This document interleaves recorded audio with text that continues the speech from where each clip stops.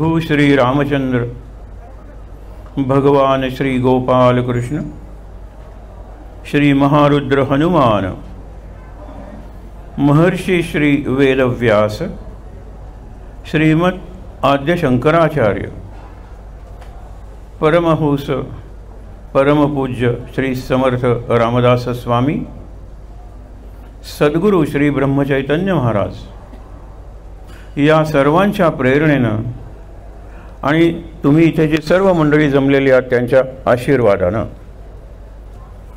आपल्याला हे सगळे मंगलाचरणाचे कागद मिळालेले आहेत। सुरुवातीला एक 2-4 देवीचे नमनाचे श्लोक म्हणूया, माझ्यानंतर म्हणायचे। या देवी सर्वभूतेषु शक्तिरूपेण संस्थिता नमस्तस्यै नमस्तस्यै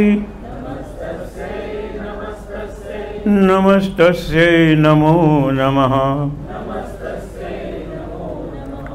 या देवी सर्वभूतेषु बुद्धिरूपेण संस्थिता नमस्तस्यै नमस्तस्यै नमस्तस्यै नमो नमः। या देवी सर्वभूतेषु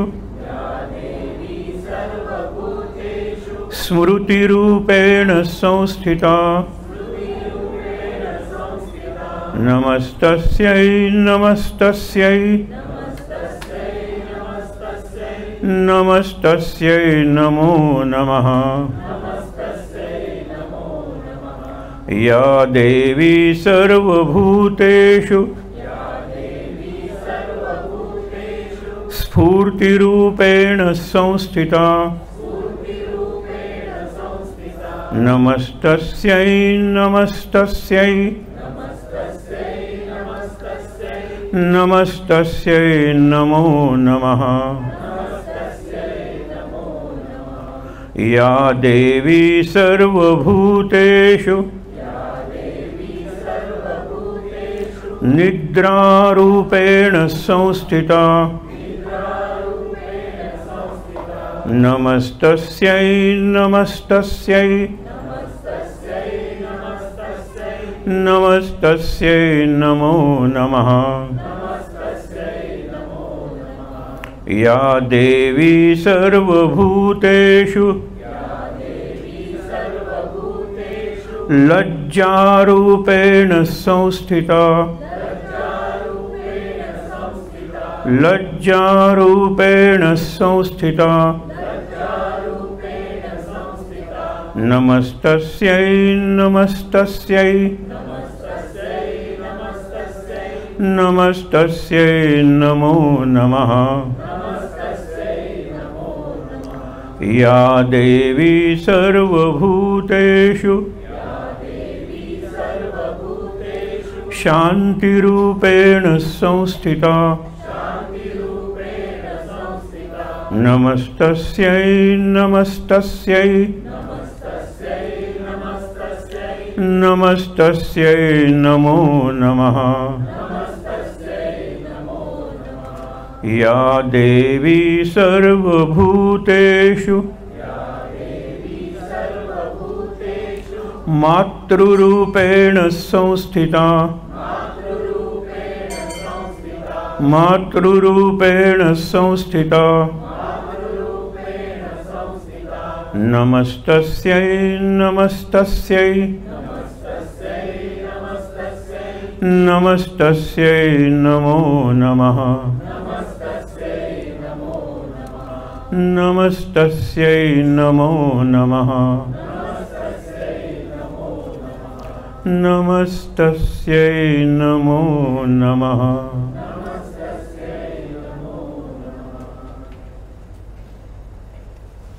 खूप छान, इकडून खूप चांगलं म्हणलं जात होतं, फार बरं वाटलं कानाला। हां, काय असतं माहीत आहे ना, कुठलीही कृती आपण केली विशेषतः अध्यात्माची किंवा अभ्यासाची, तर थोडा वेळ थांबायचं असतं. आपल्याला आज उशीर झाला म्हणून आपण काही सेकंड्स थांबलो, पण मला फक्त 15च मिनटं उपासनेला आहे. 12 मिनटं उपासना करा, 3 मिनटं तिथल्या तिथे बसा. हे शिक्षणातलं किंवा सायकोलॉजीमधलं एक तत्व आहे. कारण आपण काय करतो, 9 वाजेपर्यंत बघतो, 9ला लगेच आपण स्विच ओव्हर टू TV, लगेच मोबाईल सुरू करतो. करू नका. 9पर्यंत बसू नका ना. तुम्हाला 9 नंतर काही कामच आहे ना, 9:45पर्यंत बसा. पण नंतर 15 मिनटं 12 मिनटं नुसतं बसा, शांत बसूया. रिदमिक ब्रीदिंग, एक लय आणूया श्वासात आणि देवीकडे सद्गुरूंकडे नुसतं बघत राहूया. पायापासून मस्तकापर्यंत, मस्तकापासून पायापर्यंत. याला अनुलोम विलोम ध्यान किंवा दर्शन म्हणतात. फक्त करून बघा तुम्ही. म्हणजे जे आपण वाचलेलं असतं, शिकलेलं असतं, ऐकलेलं असतं, त्याच्यावर थोडं चिंतन होतं. ज्याला कन्सॉलिडेशन, आपण रिएन्फोर्समेंट म्हणतो ना, हा शब्द शिक्षण क्षेत्रातलाच आहे. रिएन्फोर्स झालं पाहिजे मॅटर, जे शिकले ते ऐकले ते कन्सॉलिडेट झाली पाहिजे. एक्सपान्शन नंतर आहेच. हे पुस्तक वाचलं, ते वाचलं, इकडे गेलो तिकडे गेलो, त्याबद्दल काल आपण तो शंभू सोडू नको, त्याच्या आधी जे जे म्हणलं, हे करू नका ते करू नका. पण ज्याच्या स्मरण आहे, स्मरण हा एकंदरच सगळ्या संतांचा विषय आहे. आणि दासबोधाचा विचाराल तर नक्कीच आहे. किंवा जे आपले रामदास आहेत, नामस्मरण आहे, रामनामस्मरण खूप त्यांना आवडतं. आज आपण काय करणार आहोत, हे मंगलाचरणाचे श्लोक म्हणणार आहोत. नंतर ज्या ओव्या आपण निवडलेल्या आहेत त्या सगळ्या ओव्या आपण वाचणार आहोत. म्हणजे जरा फील येईल. तुमच्या लक्षात येईल की आत्तापर्यंत आपण 3 दिवसात जे बोललेलं आहे ते सगळं या ओव्यांवरच आधारित आहे. 1-2 ओव्या जर निराळ्या असतील तर त्याच्यावर आपण मुद्दाम चिंतन करूया. उद्यासुद्धा आपल्याला एक दिवस आहे. पण एक लक्षात ठेवूया, काल जसा कबीर होता आपला नायक, तशी आज एक नायिका आहे. रामायणात तिला खूप चांगलं स्थान आहे आणि भक्तीचा आदर्श मानला जातो. तिने भक्तीचं दुसरं कुठलं साधन केलं असेल याचा उल्लेख नाही, पण ज्याला प्रतीक्षा म्हणतो, वाट बघितलेली आहे तिने. केव्हाही येईल माझं आराध्य दैवत, वाट बघितलेली आहे. आणि काय ते नंतर आपण बघणार आहोत. गीत रामायणावर त्याच्यावर आधारित एक गीतही आपण ऐकूया आणि नंतर आपल्या विषयाला सुरुवात करूया. मंगलाचरणाचे जे श्लोक आहेत 8 ते माझ्या नंतर म्हणायचे. तर अर्धा चरण सांगतो. गणेश शारदा चैव सद्गुरु सज्जनस्तथा आराध्य दैवतं गुह्यं सर्वं मे रघुनंदनः. गणेश शारदा सद्गुरु संत सज्जन कुळेश्वरू सर्व हि माझा रघुवीरू सद्गुरु रूपे श्रीराम. माझे आराध्य दैवत परम गुह्य गुह्यातीत गुह्यपणाची मात न चले जेथे श्रीराम. यो जातो मरुदंश जो क्षितितले संबोधयन् सज्जनान् ग्रंथं यो रचयन् सुपुण्यजनकम्.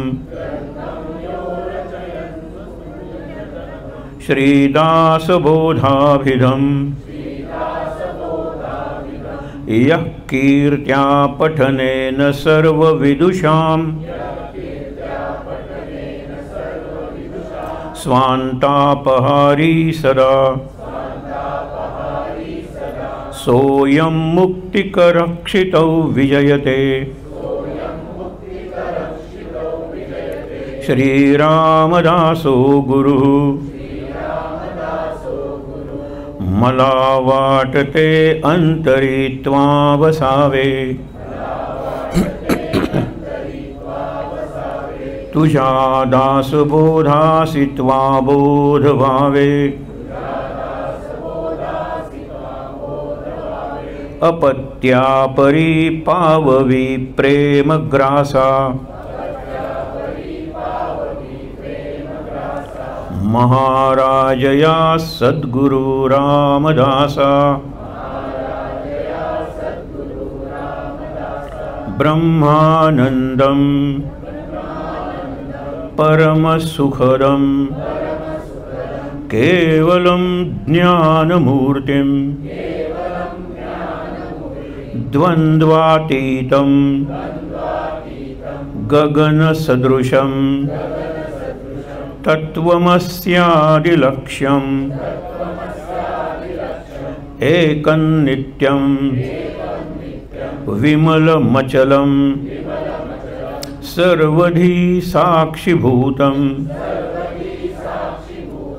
भावातीतं त्रिगुणरहितं सद्गुरुं तं नमामि। गुरुर्ब्रह्मा गुरुर्विष्णुः गुरुर्देवो महेश्वरः गुरुः साक्षात् परब्रह्म तस्मै श्री गुरवे नमः। अनेन प्रीयतां देवो भगवान् जानकीपतिः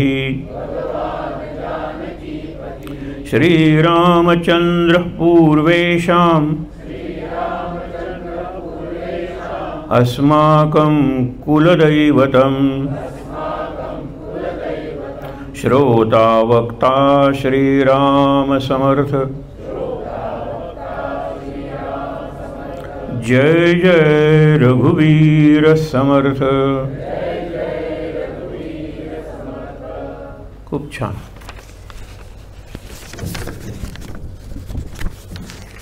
या ज्या ओव्या आहेत ना त्या आपण एकदा वाचूया, नाहीतर आपल्याला वाटेल की 4 दिवस झाले अजून यांना स्पर्श नाही केलेला।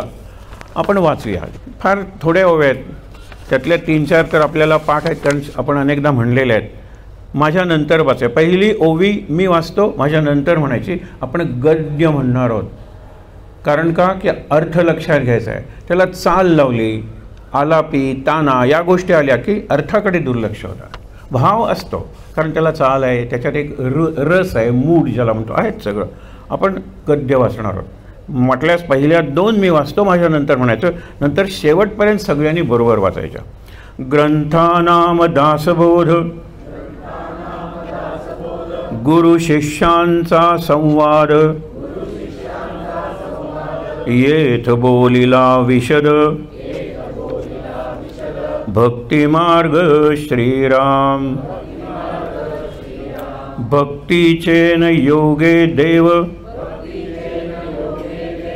निश्चये पावती मानव ऐसा हे अभिप्राव ये ग्रंथी श्रीराम। सगळ्यांनी बरोबर। मुख्य ब्रह्माचा निश्चयो नाना मतांचा निश्चयो आपण कोण हा निश्चयो बोलिला असे श्रीराम। नाना ग्रंथांच्या संमती उपनिषदे वेदांत श्रुती आणि मुख्य आत्मप्रचिती शास्त्रे सहित श्रीराम। आता श्रवण केलियाचे फळ क्रिया पालटे तत्काळ तुटे संशयाचे मूळ एकसरा श्रीराम। मार्ग सापडे सुगम न लागे साधन दुर्गम सायोज्य मुक्तीचे वर्म ठाई पडे श्रीराम। असो भगवत प्राप्ती विण करी संसाराचा क्षीण त्या मूर्खाचे मुखावलोकन करूच नये श्रीराम। देह परमार्थी लाविले तरीच याचे सार्थक झाले नाही तरी हे व्यर्थची गेले नाना आघाते मृत्युपंथे श्रीराम। हाती द्रव्याची जपमाळ कांता ध्यान सर्व काळ सत्संगाचा दुष्काळ या नावबद्ध श्रीराम।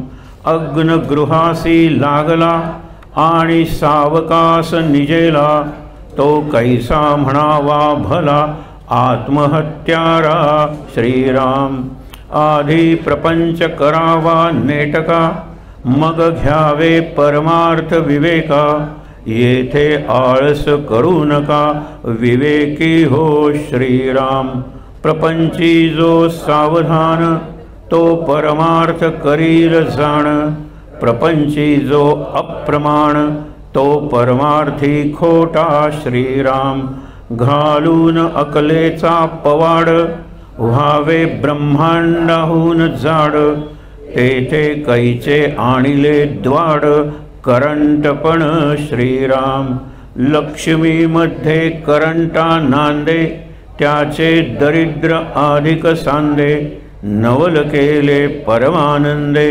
परमपुरुषे श्रीराम, नरदेह परम दुर्लभ येणे घडे अलभ्य लाभ, दुर्लभ ते सुलभ होत आहे श्रीराम, परमार्थी तो राज्यधारी परमार्थ नाही तो भिकारी, या परमार्थाची सरी कोणास द्यावी श्रीराम, जयास वाटे सुखची असावे तेने रघुनाथ भजनी लागावे, स्वजन सकळही त्यागावे दुःख मूळ जे श्रीराम, अवगुणाचा करुणी त्याग जेणे धरिला संत संग, तयासी बोलिजे मग साधक ऐसा श्रीराम, मनी धरावे ते होते विघ्न अवघेची नासोन जाते, कृपा केली या रघुनाथे प्रचित येते श्रीराम, मी करता ऐसे म्हणसी तेणे तू कष्टी होसी, राम करता म्हणता पावसी येश कीर्ती प्रताप श्रीराम, मुख्य हरिकथा निरूपण, दुसरे ते राजकारण, तिसरे ते सावधपण सर्व विषयी श्रीराम, भांडार गृहे भरली परी असती आडकिली, हातास न येता किली सर्वही अप्राप्त श्रीराम, सामर्थ्य आहे चळवळीचे जो जो करील तयाचे, परंतु तेथे भगवंताचे अधिष्ठान पाहिजे श्रीराम, साधू दिसती वेगळाले परी ते स्वरूपी मिळाले, अवघे मिळून एकची झाले देहातीत वस्तू श्रीराम, भक्ताचे निस्साभिमाने कृपा केली दाशरथीने, समर्थ कृपेची वचने तो हा दासबोध श्रीराम, नका करू खटपट ग्रंथ पहा माझा नीट, तेणे सायुज्याची वाट सापडेल की श्रीराम, 20 दशक 200 समास ग्रंथ पहावा सावकाश, विवरता विशेषा विशेष कळो लागे श्रीराम, माझी काया आणि वाणी गेली म्हणाल अंतःकरणी, तरी मी आहे जगज्जीवनी निरंतर श्रीराम, आत्मा राम दासबोध माझे स्वरूप स्वतः सिद्ध, असता काय करावा खेद भक्तजनी श्रीराम, जय जय रघुवीर समर्थ. दासबोधाचं सार म्हणता येईल अशा आपण ओव्या काढलेल्या आहेत. पहिल्या दिवशी आपण पाहिलं की 7,500 ओव्या आहेत, त्यातून तुम्ही कोणत्या निवडणार आहात. तिथे एक आहे, कोणतीही निवडली तरी चालते, कारण त्या ओळीत कुठला ना कुठला तरी संदेश असतो. आपण हे करताना सर्वसाधारणपणे की ज्याला आपण ज्ञान म्हणतो, ज्ञानाच्या 1-2 ओव्या आहेत, भक्ती म्हणतो, त्या भक्तीच्या जरा जास्तच आहेत, कर्मयोग म्हणतो, भक्ती म्हणजे उपासना म्हणूया, ज्ञान उपासना कर्म ही कांड सांगितले जातात 3 वेद वगैरे ज्याला म्हणतो. ज्ञानकांड आहे, कर्मकांड आहे, उपासना कांड आहे आणि ज्ञानकांड आहे. ज्ञानकांड हे शेवटी तर त्याला वेदांत म्हणतात, त्यालाच आपण श्रुती किंवा उपनिषद असं म्हणतो. ठीक आहे, अशीच रचना सगळ्या ग्रंथांची केलेली असते. आपण तशाच त्या ओव्या निवडलेल्या आहेत. जीवनाला उपयुक्त अशा ओव्या कुठल्या त्याही याच्यात आलेल्या आहेत. आणि शेवटच्या 2 बघितल्या की ज्या दासबोधातल्या नाही आहेत, पण समर्थांनी शेवटी सांगितलेलं आहे की माझी काया आणि वाणी गेली म्हणालं अंतःकरणी. इतकी वर्ष तुम्ही माझ्याजवळ राहताय, इतकं मला ऐकताय, माझी सेवा करतायत, माझा सहवास तुम्हाला लाभतोय, आणि तरी तुम्ही रडता मी जाणार म्हणून. माझी काया आणि वाणी गेली म्हणाल अंतःकरणी, तरी मी आहे जगज्जीवनी निरंतर. हे सगळ्यांनी सांगितलेलं आहे. कोण म्हणतो आम्ही गेलो, आम्ही इथेच आहोत, मैं गया नहीं. स्वामी समर्थ काय प्रत्येकजण मैं जिंदा हूँ, मैं यहाँ हूँ. कारण तत्व जे आहे या देहात जे कोंडलेलं होतं, देह गेला ते सगळीकडे पसरलं. आपण पंचत्वात विलीन झाला असा शब्द वापरतो. देह असे तोपर्यंत मर्यादित आहे. संतांचं तसं नसतं. अनेक संत म्हणतात मी देहात होतो, त्यावेळेला देहात कुठे होतो, फक्त मी सर्वव्यापीच होतो. आणि आता मी देहात नाही आहे म्हणून मी देहात नाही आहे का, तुमच्यापैकी प्रत्येकाच्या देहात मी आहे. हा फार आश्वासन आहे आपल्याला दिलेलं.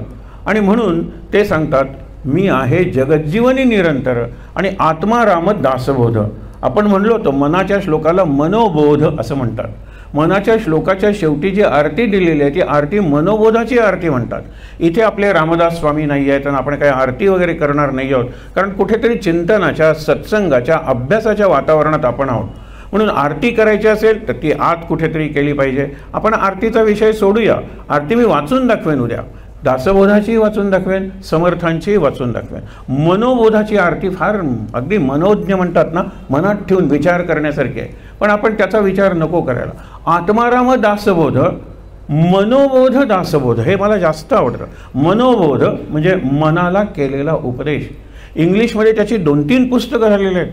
त्याच्यात एकाचं नाव फार सुंदर आहे, माइंड युअर माइंड. म्हणजे स्वतःच्या मनाची काळजी घ्या, मनाचं नियंत्रण करा. मनावर एक प्रकारे आपण म्हणतो प्रभुत्व, स्वामित्व निर्माण करून मनाला वापरा. मनाचे गुलाम बनू नका, तुम्ही मनाचे स्वामी बना. Mind your mind. एक प्रसंग सांगता येण्यासारखा आहे की शंकर श्रीकृष्णदेव यांनी समर्थांच्या चरित्राचा, कार्याचा ध्यास घेतला होता. ती एक व्यक्ती अशी आहे की समर्थ जिथे जिथे गेले तिथे तिथे त्यांनी जाऊन सगळ्या गोष्टी समजावून घेतल्या, मिळेल ते त्यांनी एकत्र केलेलं आहे. तुम्हाला सांगितलं धुळे नावाचं गाव आहे, तिथे समर्थ वाग्देवता मंदिर आहे. 2 मजली इमारत तर होती, आता कदाचित वाढली असेल, पण खूप साहित्य त्यांनी जमवलं. समर्थांचं अक्षर कसं होतं, समर्थांनी 7 कांडांपैकी 2च कांड लिहिले, सुंदरकांड आणि युद्धकांड. सुंदरकांड हे हनुमंताचं आणि युद्धकांड रामाचा पराक्रम आणि रावणाचा संवाद. बाकीचे उत्तरकांड काय, बालकांड काय, अयोध्या, किष्किंधा, त्यांना त्याच्याशी कर्तव्य नाही आहे. स्वतःच्या अक्षरात ही 2च कांड त्यांनी लिहिलेली आहेत आणि ती उपलब्ध आहेत, आपल्याला बघायला मिळतात. समर्थांचे बाकीचे ग्रंथ समर्थांनी सांगितले आणि कल्याणानं लिहून घेतले आणि त्यामुळे कल्याणाचं अक्षर आपल्याला बघायला मिळतं. दासबोध कल्याणाचा अक्षरातला बघायचा असेल तर तुम्हाला डोमगावला जावं लागेल.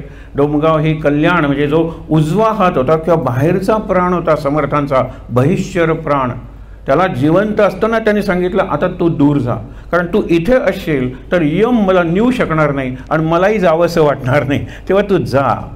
गजानन महाराजांनी पितांबराला असंच दूर पाठवलेलं आहे. ज्यावेळेला मला कळतं की आता हा जो पट्टशिष्य आहे तो जर इथे राहिला तर इतरांच्या मनात मत्सर निर्माण होईल, हेवा, स्पर्धा निर्माण होईल, तेव्हा त्याला ते दूर पाठवतात. तसा मत्सराचा वगैरे प्रश्न नव्हता, पण गोंदवलेकर महाराजांनी आपले अत्यंत उजवे हात जे ब्रह्मानंद महाराज त्यांना दूर पाठवलं आणि त्यांना सांगितलं की गोंदवल्याच्या सीमेत माझा देह असे तोपर्यंत यायचं नाही. आणि त्यांनी आपल्या गुरुची आज्ञा एवढी पाळली की गोंदवल्याची सीमा कशाला, त्यावेळेला तो मुंबई प्रॉव्हिन्स होता, मुंबई प्रांत होता आणि पुढे कर्नाटक होतं. तर मुंबई आणि कर्नाटक यांच्या सीमेवर अजूनही कागवाड नावाचं गाव मुंबई महाराष्ट्र कर्नाटकाच्याच तिथे ते जाऊन राहिले. आणि महाराज गेल्यानंतर त्यांनी मग गोंदवल्याला आलेले आहेत. महाराजांच्या ज्या पत्नी होत्या, अंधपत्नी, त्या ह्यांना मानसपुत्र म्हणत होत्या. फार मोठी मंडळी होतं ही. आपल्याला आता त्यांचा विचार करायला वेळ नाही म्हणून, पण आधुनिक काळातले संत अशी सुद्धा एक मालिका घेत आहे. साईबाबांबद्दल सांगता येण्यासारखं आहे, स्वामी समर्थांबद्दल सांगता येण्यासारखं आहे. नंतर गजानन महाराज शेगावचे तर आहेतच, गजानन महाराज अक्कलकोटचे सुद्धा आहेत, त्यांच्याबद्दलही सांगता येण्यासारखं आहे. त्यांना जो अनुग्रह झालेला आहे तो आपले जे अवतार 9 झालेले आहेत आणि 10वा कल्की किंवा कलंकी, कल्की पुढे देव होणार आहे, अनाथा दिना कारणे जन्मत आहे, तो पुढे होणारे अवतार. हा एक आशावाद आहे, लक्षात ठेवा. आणि तिथे चित्रवर्णन कसं केलेलं आहे की तो घोड्यावर बसलेला आहे, त्याच्या हातात तलवार आहे, पण त्यांनी भस्माचे पट्टे, म्हणजे याला पण ब्राह्मतेज आणि क्षात्रतेज हे एकत्र आलं. ब्राह्मण आणि क्षत्रिय असं नाही आहे, मी ब्राह्मतेज आणि क्षात्रतेज म्हणतोय. कृष्ण आणि अर्जुन दोघेही क्षत्रियच आहेत की हो, पण कृष्ण योगेश्वर कृष्ण आणि धनुर्धर पार्थ जिथे एकत्र येतात तिथे मग यश, कीर्ती, विजय वगैरे सगळं असतं.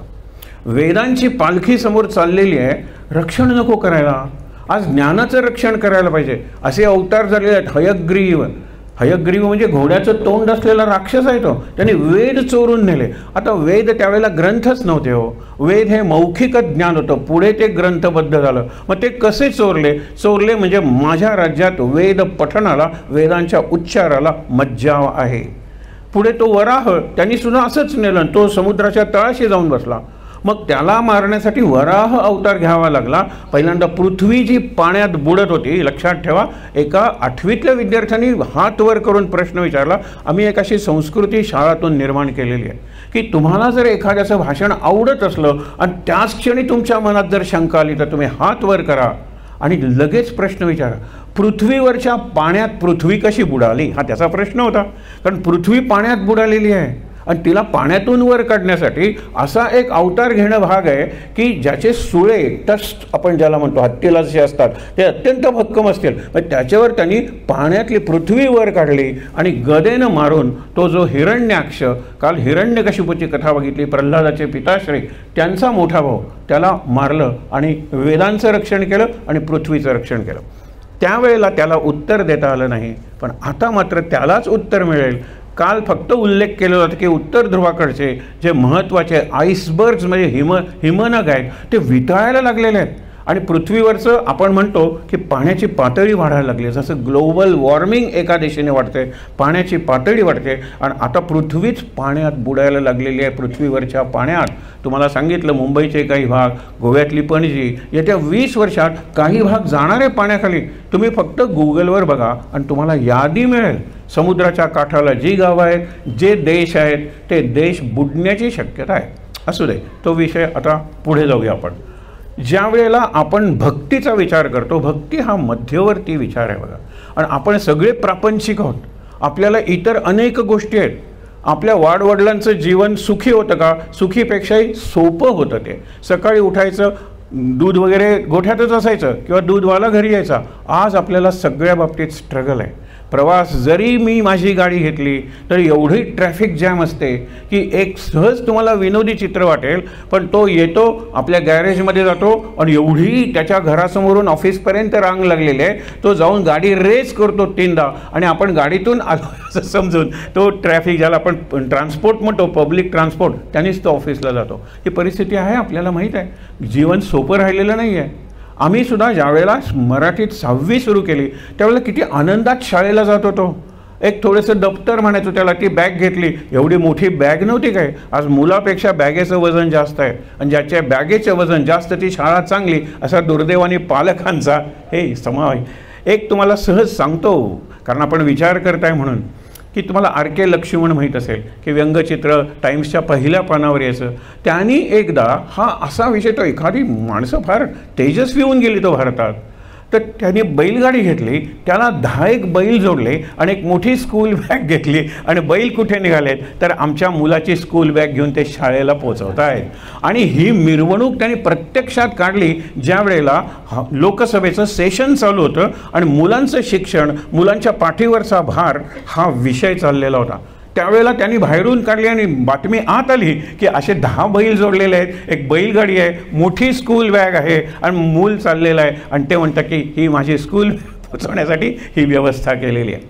मग यशपाल नावाचे प्रोफेसर, विद्वान होते, आंतरराष्ट्रीय कीर्तीचे, सायन्सचे आहेत लक्षात ठेवा, फिजिक्सचे, त्यांना सांगितलं की मुलांच्या पाठीवरचं ओझं कमी कसं होईल याच्यावर विचार करणारा एकसूत्री, हा एकच पॉईंट असलेलं कमिशन नेमलेलं आहे. त्यांचा रिपोर्ट यशपाल कमिशन, मुद्दामून वाचा. आपण ते केलेलं नाही आहे त्याप्रमाणे, कारण आपल्याला निराळ्याच गोष्टी कल्पना आहेत की वजन मोठं पाहिजे, जास्त जड पाहिजे, इकडे हातात काहीतरी कागदाची गन धरली पाहिजे, इकडे आणखीन कुठली तरी असाइनमेंट प्रोजेक्ट धरलं पाहिजे, ती शाळा चांगली. चुकीच्या कल्पना आहेत या. असू दे, शिक्षणाचं नाही, पण आपण अध्यात्माच्या क्षेत्रात हेच करतो एक तुम्हाला वाक्य सांगतो, तुम्हाला पटेल. आपला हा जो लौकिक प्रपंच आहे ना, तो सोडणं सोपं आहे, पण आपण आध्यात्मिक प्रपंच जो केलेला आहे त्यातून सुटणं अवघड आहे. आध्यात्मिक प्रपंच म्हणजे काय? एका घरात गेलो आणि सुंदर देवघर केलं होतं, अग्निकुंडाच्या किंवा यज्ञकुंडाच्या आकाराचं, सुंदर होतं. ज्याला आपण म्हणतो ना की पिरामिड, उलटा पिरामिड, इन्व्हर्टेड पिरामिड असं असतं, ते सुंदर केलेलं होतं. वरती त्यांनी पत्रे घातलेले होते, त्याच्यातून प्रकाश येत होता, सुंदर वातावरण होतं. तिथे एक असं खुंटाळ असायचं पूर्वी, तसं होतं. आणि त्याला निरनिराळ्या माळा टांगलेल्या होत्या. त्याला रुद्राक्षाची माळ होती, पोळ्याची माळ होती, आपण म्हणतो पांडुरंगाची म्हणजे कशाची, तुळशीची माळ होती, स्फटिकांची मण्यांची माळ होती, अशा निरनिराळ्या माळा होत्या.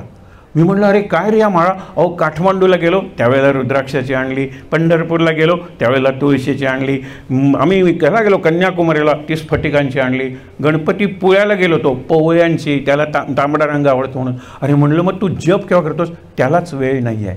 हा अध्यात्माचा प्रपंच, एवढे ग्रंथ आहेत. एकदा विनोबांकडे एक माणूस गेला की तुम्हाला वाचन आवडतं ना? ते म्हणाले वाचन मी आता बंद केलं आहे, आता मी फक्त चिंतन करतो आणि मी महामौनाच्या महागुहेत प्रवेश केलेला आहे. हे समजायला ही ऋषींची भाषा आहे आणि मी हळूहळू शून्यात जातोय. माझं महामौन तर चालूच आहे, पण मी चिंतनाच्या दृष्टीनं शून्यात निघालोय. पण तू त्या मित्राकडे मला का नेतोयस? ग्रंथसंग्रह केवढा आहे. विनोबांची उत्तर द्यायची पद्धत फार चांगली होती. ते म्हणाले मी आधी माझ्या एका मित्राच्या घरी नेतो, तू त्याच्या घरात गेलास की समोर मोठं शेल्फ आहे आणि त्याच्यावर घरात 4 मेंबर्स आहेत, पण जवळजवळ 40-50 औषधांच्या बाटल्या आहेत. प्रत्येकाची ही याची बाटली 10 बाटल्या ह्याच्या आहेत, त्याच्या औषधाच्या बाटल्या, अशा औषधांच्या बाटल्या आहेत. त्या मी तुला दाखवतो. त्या कुटुंबाच्या आरोग्याबद्दल तुझं काय मत होईल? अरे बापरे, आरोग्य धोक्यात आहे ह्याचं, एवढी औषधं. तसंच ज्याच्याकडे ग्रंथ जास्त आहेत त्याच्या ज्ञानाबद्दल तू काय म्हणशील हे लक्षात ठेवा. हेच पाहिजे, ह्याला हा रेफरन्स, त्याला तो रेफरन्स, त्याला तो सोर्स, ह्याच्यातच सगळं आहे की हो.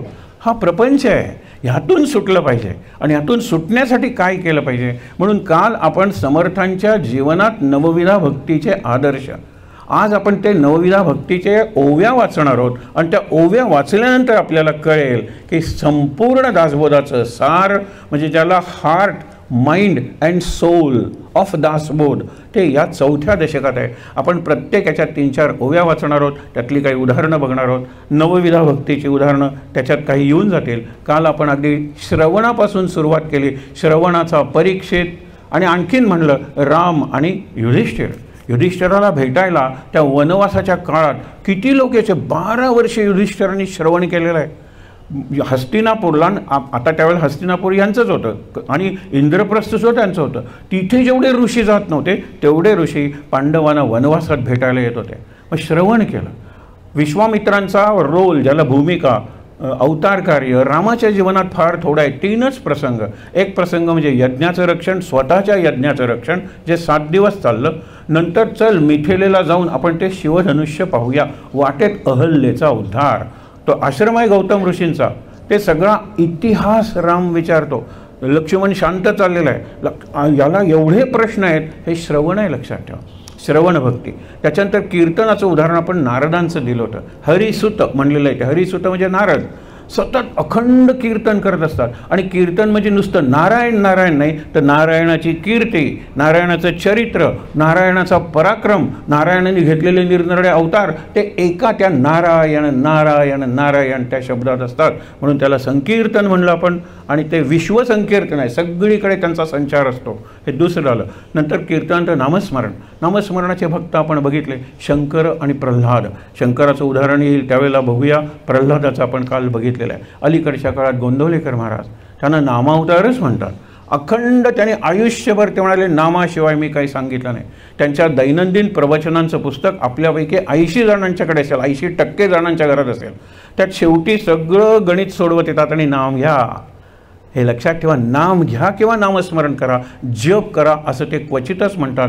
जवळजवळ तुम्ही आता वाचत असाल तर उद्यापासून केअरफुली वाचा किंवा ऐका. पहाटे दिवसाची सुरुवातच ते प्रवचन ऐकून का नाही करायचे? तुमचे कुठलेही संत असू देत, त्या सगळ्या संतांच्या चरित्रातला एक दिवस किंवा एक ओवी घेऊन त्याच्यावर चिंतन केलेले ग्रंथ आहेत की हो. सुरुवातच तशी करायची, छान 5 मिनटं ऐकायचं. माझे सद्गुरू त्या अंधारात माझ्यासाठी हे प्रवचन करतायत. दिवस किती सुंदर, ज्याला पॉझिटिव्ह म्हणतो ॲटिट्यूड किंवा positive mind, state of mind अत्यंत चांगल्या रीतीने सुरू होतो. सकारात्मक अशी मनस्थिती आपल्याला मिळते. त्या सगळ्या ह्याच्यात त्यांनी एक शब्द वापरलेला जर कुठला नसेल तर जप. जो आपण करतो, जप करायलाच पाहिजे, पण जप हा बऱ्याच वेळेला मौखिक असतो, ज्याला आपण प्रकट म्हणतो, किंवा वाणीनं केलेला जप आहे, वैखरीने केलेला जप आहे. श्रीराम जय राम जय जय राम हा जो आहे हा थोडा वेळ करूया, तोपर्यंत लाईट येतील. मी म्हणतो माझ्या नंतर म्हणायचं आहे. वा, आता म्हणले तर 3दा तरी म्हणूया. माझ्या नंतर म्हणा.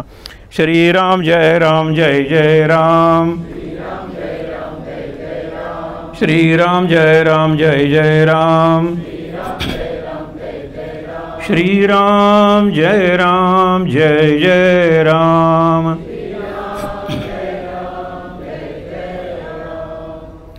नाम घ्या म्हणून ते सांगतात आणि नामस्मरण करा, जप करा. असं क्वचितच आहे. मला तर एकदाही आढळलेलं नाही आहे. त्या 372 प्रवचन आहेत, सतत नाम नाम नाम करतात ते. नामाचा जो समास वाचणार आहोत त्यात हा बारकावा किती सुंदर स्पष्ट केला आहे समर्थांनी, ते आपल्याला वाचता येईल. म्हणून त्याच्यानंतर आहे ना कीर्तन, हे वंदन. वंदनाचा भक्त अक्रूर आहे. तो त्या गोकुळात आला, बोलायला तर लोळला त्याच्यात.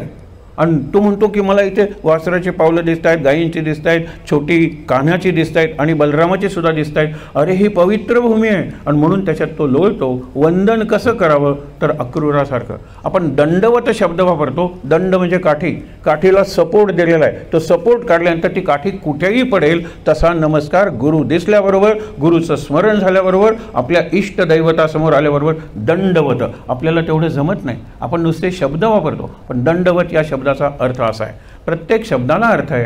त्या अर्थावर चिंतन केलं की त्यातला भाव आपल्याशी बोलायला लागतो. आणि तो भाव जर माझ्या जीवनात आला तरच माझ्या जीवनात परिवर्तन घडणार आहे, जीवन बदलणार आहे, क्रांती घडणार आहे. आज आपण 3 निराळे शब्द वापर. या देवी सर्वभूतेषु स्फूर्तिरूपेण संस्थिता आणि लज्जारूपेण संस्थिता. काल निद्रेबद्दल बघितलं होतं. लज्जेबद्दल, लज्जा गौरी वगैरे देवीची नावं असतात. लज्जा किंवा री म्हणजे लाज ज्याला म्हणतो. आणि लाज म्हटल्यानंतर लाजणं नाही, ब्लशिंग हा शब्द नाही आहे. लाजणं म्हणजे टू बी अशेम्ड ऑफ. लाज कशी वाटत नाही तुला, असाच प्रयोग संस्कृतमध्ये करतात. त्याला सुसंस्कृत माणूस म्हणतात. अरे माणसासारखा जन्म, एक नरदेह, विचार करा, आणि त्याच्यात कर्म करण्याची संधी, तरीही तू का मुक्त होण्यासाठी साधना करत नाहीस? लाज कशी वाटत नाही? अरे एवढं सगळं तुला परीक्षेचं साधना करण्यासाठी साधनं आणून दिलेली आहेत, तू अभ्यास का करत नाहीस? लाज कशी वाटत नाही? माणसासारखा जन्म आहे पण माणूस की तुझ्यात नाही आहे, लाज कशी वाटत नाही? ही ती लज्जा आहे, लक्षात ठेवा. आणि ती नेहमी असाच प्रश्न विचारायचा असतो, लाज कशी वाटत नाही? अधिकार हा असा दुसरा शब्द आहे संस्कृत भाषेत. संस्कृती आपली काय सांगते? ते मात्र माझ्या अधिकारात नाही. हां, ते माझ्या अधिकारात नाही, ते माझ्या अधिकारात नाही. Not within my jurisdiction. हा सुसंस्कृत माणूस आहे. हल्ली काय, हां ती फाईल आणा, तेही मी तुमचं काम करतो, हां तेही करतो, तेही करतो, तेही करतो, सगळं माझ्या अधिकारात आहे, असं नाही आहे. म्हणून ज्या वेळेला आता आपण भक्तीच्या ओव्या वाचायला सुरुवात करणार आहोत, मगाशी सांगितल्याप्रमाणे शबरीचं ते गीत आपण ऐकूया. त्यातल्या काही शब्दांकडे किंवा शब्द प्रयोगांकडे मला तुम्हाला लक्ष वेधायचं आहे. गदिमा यांना आपण आधुनिक वाल्मिकी म्हणतो, खरेच ते आधुनिक वाल्मिकी आहे. शब्द त्यांच्यासमोर हात जोडून उभे असतात. एक प्रसंग सांगतो, जोपर्यंत ती इथे येईल आणि गाण्याची तयारी करेल. आपल्याला सगळ्यात आवडणारं गीत, अमर गीत म्हणजे पराधीन आहे जगती पुत्र मानवाचा. एक संपूर्ण गीतरामायणाचा कार्यक्रम सावरकरांसाठी केला. सुधीर फडक्यांचं तर सावरकर दैवतच होतं आणि तिथे गदिमासुद्धा त्यावेळेला हजर होते. आणि ज्यावेळेला हे गीत म्हणलं, सावरकरांच्या डोळ्यातून अश्रू. तुम्ही बघा, ते समोर प्रसंग आणा की भरत त्याला आग्रह करायला आलेला आहे, तू जा, मी 14 वर्ष राहतो. अशा वेळेला राम त्याला उपदेश करतो की काही निराळं घडलं नाही रे, दैवयोग आहे, मार्ग चालला से माझ्या. हे सगळं प्रत्येकाची जी चाल, शेवटचा शब्द, शेवटची ओळ कडव्याची, डोळ्यातून पाणी येतं. मग ज्यावेळेला गाणं संपतं, दोघंही नमस्कार करतात सावरकरांना, त्यावेळेला सावरकर म्हणतात, शब्द लिहिले म्हणून तुमचं अभिनंदन करू का चाल लावली म्हणून यांचं अभिनंदन करू मला कळत नाही आहे, मी तुम्हा दोघांचं अभिनंदन करतो. त्या दृष्टीने आपण हे गीत ऐकूया. डोळे उघडे ठेवून ऐकलं तरी चालेल, डोळे बंद ठेवून ऐकणं जास्त चांगलं आहे. शब्दांकडे लक्ष देऊया. शबरीचं गीत आहे ते.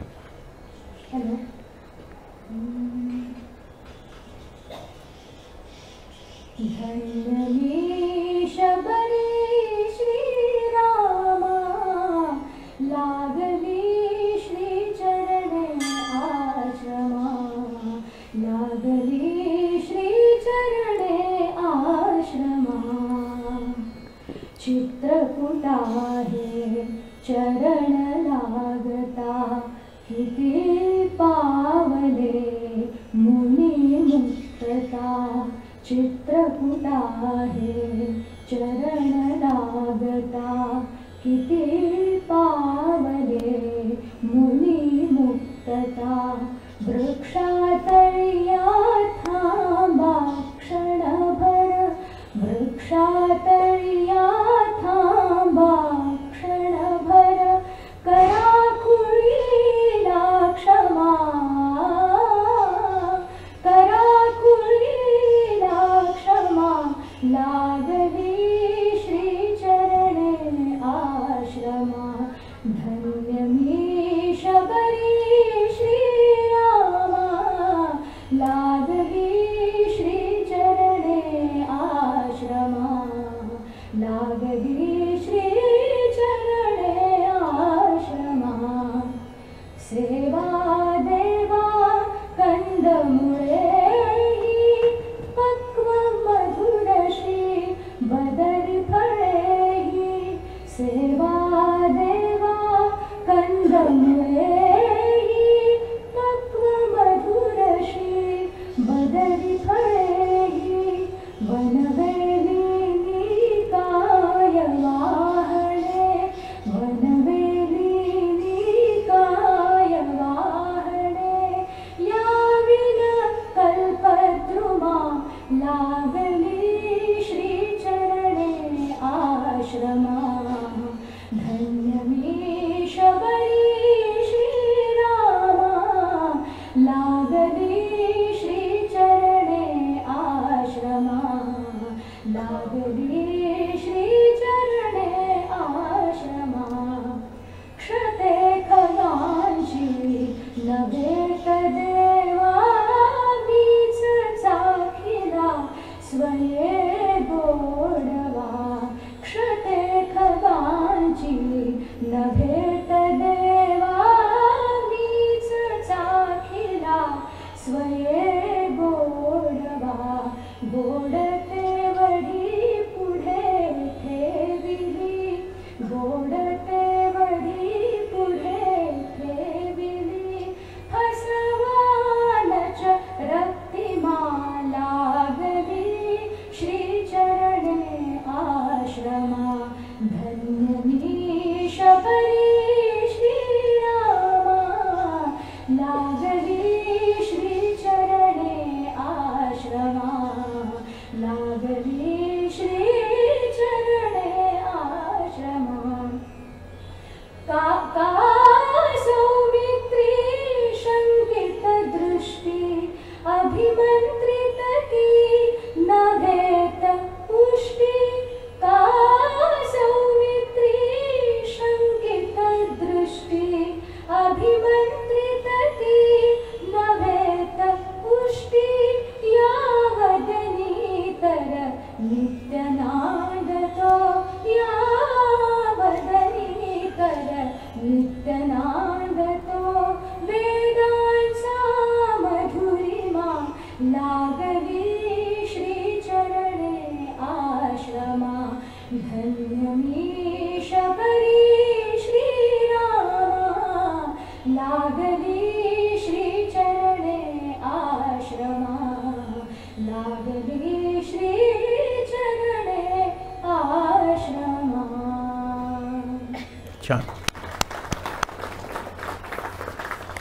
त्यातले शब्द जरा मी तुम्हाला सांगतो. पहिलं सोडा. त्यांनी काय सांगितलं इथे, सेवा देवा कंदमुळे. ही गंमत बघा, वाल्मिकी रामायणात हा प्रसंग नाही आहे. हा प्रसंग भक्तीचा महिमा म्हणून एक भिलनी आपण ज्याला म्हणतो ती भिलनी नाही आहे. म्हणजे आपण म्हणतो ना ती भिल्ल आहे, भिल्लांच्या समातीत जन्मलेली आहे, रानात राहते. मतंग ऋषी हे तिचे गुरु.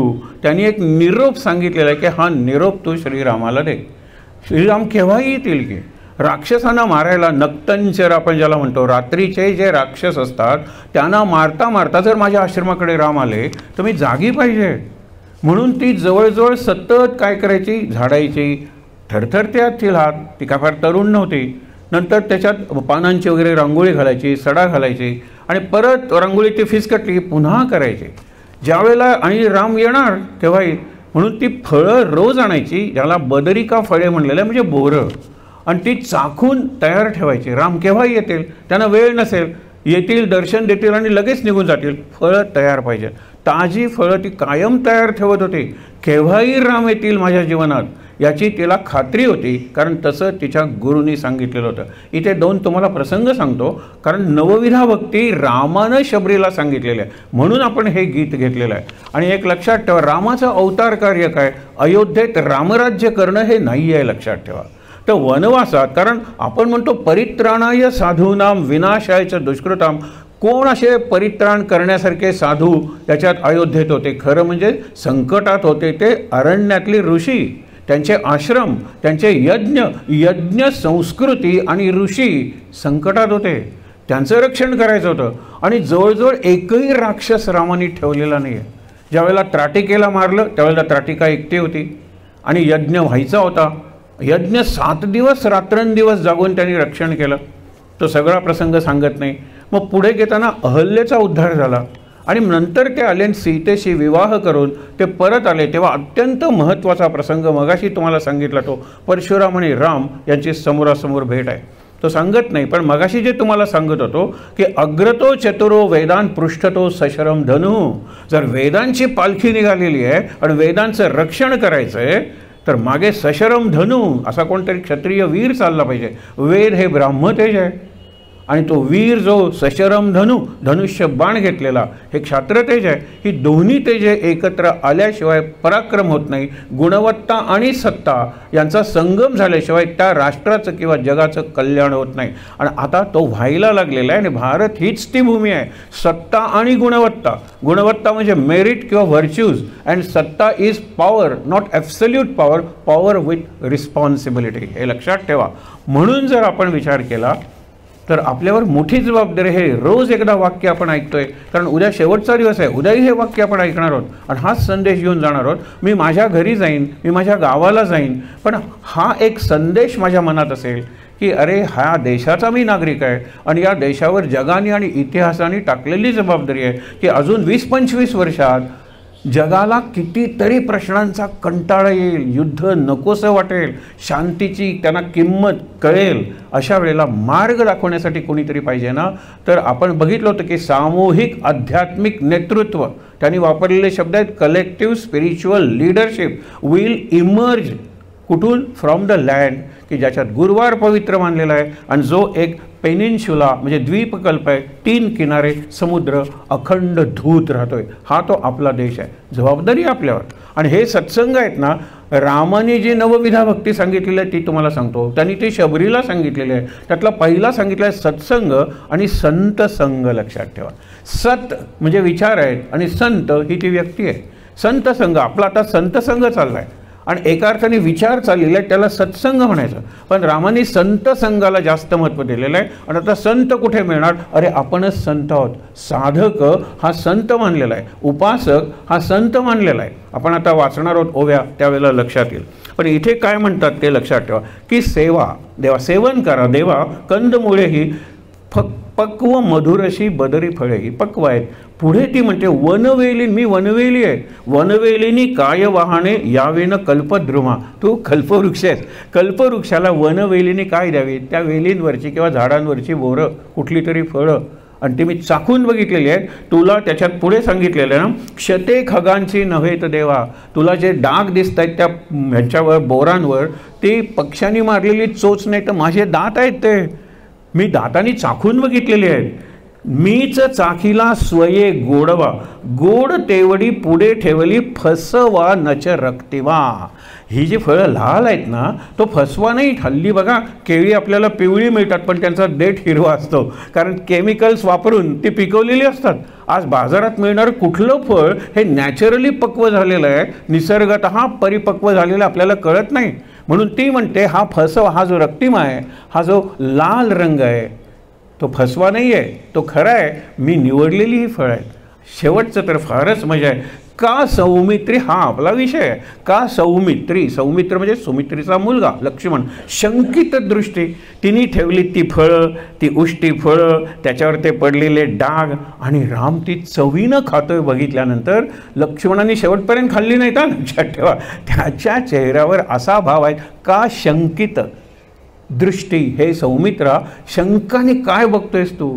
पुढे राम काय म्हणतो ते, अभिमंत्रितही नव्हे तर उष्टी. अभिमंत्रित आहेत म्हणजे ती ठेवून मंत्र म्हणतो ना आपण, सिद्ध करतो ना एखादं रत्न काय किंवा एखादा मंत्र काय, तशी सिद्ध केलेली आहे ती. अभिमंत्रितही नव्हे तर उष्टी या वदनी, ही जी तुला भिल्लीण वाटते, तिच्या वदनात, तिच्या मुखात नित्य नांदतो वेदांचा मधुरिमा. वेदांची जी गोडवी आहे ती हिच्या तोंडात आहे. ती हिनी ज्या वेळेला ती चाखून बघितली, तो गोडवा त्याच्यात आलेला आहे. अनुभव घ्यायला पाहिजे, पण तू शंकित दृष्टीने बघतोयस. इथे हे गीत संपतं, पुढचा प्रसंग सुरू होतो. ज्या वेळेला या आश्रमाकडे हे दोघं जण आलेले आहेत, त्यावेळेला लक्ष्मणाने ह्याला आणलेलं आहे इकडे. रामाला लक्ष्मण विचारतो की 12 वर्ष, जवळजवळ शेवटच्या वर्षात सीतेला पळवलेलं आहे. 12 वर्ष ते एकत्र आहेत तिघं जण. त्याच्यात त्यांनी सांगितलं चित्रकूट हे पहिला मुक्काम होता, आणि तिथून सुरू झालं. अगदी क्रमाक्रमाने तो ऋषींना मारत आलेला आहे, राक्षसांना मारत आलेला आहे. ऋषींचं आणि यज्ञाचं रक्षण केलेलं आहे रामा. मुद्दामून तुम्ही जर रामायण वाचलं तर अगदी वाल्मिकीचं सुद्धा एक ऋषी रामाला म्हणतो की आता इथला संहार झाला ना राक्षसांचा, आता तू त्या ऋषींकडे जा. ते ऋषी वाट पाहत आहेत रामाचे. ते म्हणतात या भागातला संहार झाला ना, आता तू त्या ऋषींकडे जा. अक्षरशः ज्याला कंडक्टेड टूअर म्हणतात ना, तसा कंडक्टेड वनवास आहे रामाचा, आणि वनवास हा पूर्व नियोजित आहे. एकच तुम्हाला सांगतो, ज्या वेळेला रावणाने सीतेला पळवलं त्यावेळेला ऋषींनी सेलिब्रेट केला तो इव्हेंट, म्हणजे त्यांनी साजरा केला यशस्विनी कैकेयी, यशस्विनी कैकेयी. कैकेयीला ऋषी यशस्विनी म्हणतात. ज्या वेळेला पहिल्यांदा जटायू येतो, तो म्हणतो की मला इथे नियोजित म्हणजे अपॉइंट केलेलं आहे. कुणी अपॉइंट केलेलं आहे? अयोध्येने केलेलं आहे. अयोध्येतल्या कोणी? सुमंत्रांनी केलेलं आहे. कशासाठी? रामा लक्ष्मणा, तुम्ही ज्या वेळेला कोणत्याही कामाने या पर्णकुटीच्या बाहेर जाल त्यावेळेला सीतेचं रक्षण करण्यासाठी माझी योजना केलेली आहे. हे रामायणातलं वाक्य, माझी योजना केलेलं आहे, आय एम अपॉइंटेड. म्हणजे हा सगळा रामाचा जो वनवास आहे ना, तो त्याचं अवतार कार्य पूर्ण करण्यासाठी केलेली एक योजना आहे. कैकेयीनं स्वतःकडे कमीपणा घेऊन धाडला राम तिने का वनी नावाची एक नाटिका आहे, ज्याला आपण ऑपेरा म्हणतो. ते त्याच्यात बघा ना, तिने रामाला वनवासात का धाडलं? 1 वर्ष नाही, 14 वर्ष. भरताला राज्य काय तिला नव्हतंच त्याची इच्छा. राम हा तिचा आवडता होता, आणि राम पहिला नमस्कार कैकेयीला करायचा, नंतर कौशल्याला करायचा. हे विचार करा. एका अर्थाने तो कैकेयीला महामाता मानायचा. विचार करण्यासारखा प्रत्येक आहे. म्हणजे रामायणातलं प्रत्येक वाक्य किंवा प्रसंग हा एज्युकेशन आपण ज्याला म्हणतो, मूल्यांचं शिक्षण म्हणजे संस्काराने भरलेला प्रसंग आहे. आपण पुढे जाऊया. लक्ष्मण म्हणतो रामा, आता ते सीतेच्या शोधाला निघालेलं आहे. इतकी रानफुलं आपण बघितली, रानफळं आपण चाखली, पण आत्ता जो फुलांचा वास येतो ना, तो यापूर्वी कधीच आपण आलेलो नाही. या वासाच्या दिशेने जाऊया. लक्ष्मण पुढे, राम मागे, आणि शबरीच्या आश्रमाकडे येतात. खरंच ती फुलं इतकी सुगंधित असतात, त्या सुगंधाचं वर्णन करायला शब्द पुरेसे पडणार नाही. त्यावेळेला राम आणि लक्ष्मण विचारतात ही कोणती फुलं आहेत? ते म्हणाले फुलं तशी साधीच आहेत रे, परंतु त्याला तो स्वेद पुष्पे म्हणायला कळत नाहीत. स्वेद संस्कृत शब्द, त्यावरून स्वेट इंग्लिश शब्द आलेला आहे घाम. ही घर्म फुलं आहेत. घामाला तर उग्र वास असतो. गंमत बघा, माझे गुरु मतंग त्यांच्या शिष्यांबरोबर शेती वगैरे करायला जायचे, काम करायला जायचे, आल्यानंतर घामाघूम झालेलं असायचे. तर ही जी झाडं आहेत आमच्या आश्रमाच्या कुंपणाच्या तिथे लावलेली, तिथे ते आपला घाम वगैरे गाळायचे. त्या घामाने सिंचन केल्यामुळे या फुलांना असा मधुरिमा, सुंदर वास येतो. बघा, श्रम पाहिजे ना. म्हणून इथे सुंदर वाक्य आहे की जिथे घाम आहे ना त्याच्या एका बाजूला राम आणि दुसऱ्या बाजूला श्याम आहे. रामाचं आणि श्यामाचं दर्शन घ्यायचं असेल तर गिरणीत जा, कामगार काम करतायत. शेतात जा, शेतकरी काम करतायत. बाजारात जा, जिथे गाडे ओढणारे आहेत तिथे तुम्हाला रामाचं आणि श्यामाचं प्रत्यक्ष दर्शन होईल. आणि नंतर मंदिरात जा. मंदिरंही याच्या रिमाइंडरसाठी म्हणलेले आहेत. रिमाइंडर, स्मरण करा की घाम, राम आणि श्याम हे अद्वैत आहे. हे शिकलं पाहिजे आपण. असू दे. तर पुढे तिला 3 शब्द वापरलेले आहेत. भामिनी म्हणजे तेजस्वी स्त्री, तपस्विनी आणि योगिनी. भीलनी हे तिचं एक जातीवाचक नाव आहे. आपण म्हणतो ना की लोक कहते भगवान खाते नाही, भीलनी की तरह हम खिलाते नाही. हे खूप आपल्याला माहीत असलेलं गाणं आहे. हे न संपणारं गाणं आहे. लोक कहते भगवान ये करते नाही. मग कुठला तरी एक भक्त आहे ना, त्या भक्तासारखं आपण ते करत नाही. भगवान सोते नाही, यशोदा मैया की तरह हम सुलाते नाही. विचार करा, हा वाढणारं गाणं आहे. पण त्याच्यात हा जो एक उल्लेख आहे की भीलनी की तरह हम खिलाते नाही, तिथे भीलनी उल्लेख आहे. पण राम तिला म्हणतो की तू तेजस्वी स्त्री आहेत भामिनी, तू तप केलेला आहेस कितीतरी वर्ष, तपस्विनी आहेस आणि योगिनी आहेस तू. आणि मग ती म्हणते की मी निरोप तुला दिलेला आहे. माझ्या गुरूंचा निरोप किती स्पष्ट आहे हो. ती सांगते दक्षिणेकडे जा. दक्षिणेकडे रावणाने सीतेला नेलेलं आहे. तिला पंपा सरोवर लागेल. अजून नाव पंपा सरोवरच आहे. त्याच्या काठावर ऋष्यमुख पर्वत आहे. अजून ऋष्यमुखच नाव आहे. त्या पर्वतावर काही वानर तुला आढळतील. त्याचा जो प्रमुख आहे सुग्रीव, त्याच्याशी मैत्रीचा करार कर, कारण तू आणि तो समदुःखी आहात. त्याची पत्नी रीमा ही त्याच्या भावानी म्हणजे वालीनी पळवलेली आहे. तुझी पत्नी रावणाने पळवलेली आहे. आणि रावण आणि वाली हे मित्र आहेत, लक्षात ठेव. पहिल्यांदा वालीचा वध करून रावणापर्यंत पोचलं पाहिजे. स्पष्ट निरोप आहे. आता माझं काम संपलं रामा. त्यावेळेला राम म्हणतो पण मला एक काम करू दे, मी तुला नवविधा भक्ती सांगतो. आणि रामाने सांगितलेल्या नवविधा या कशा आहेत, सोप्या आहेत. मी फक्त वाचून पुढे जाणार आहे. आपला विषय दासबोधातल्या नवविधा हा आपला विषय आहे. अगदी सोप्या नवविधा सांगितलेल्या आहेत. पहिली, ज्या वेळेला संत संघ आत्ता तुम्हाला सांगितला ते. दुसरं त्यांनी काय सांगितलं रामाने, देवांची भजनं ऐका रसास्वाद घेऊन.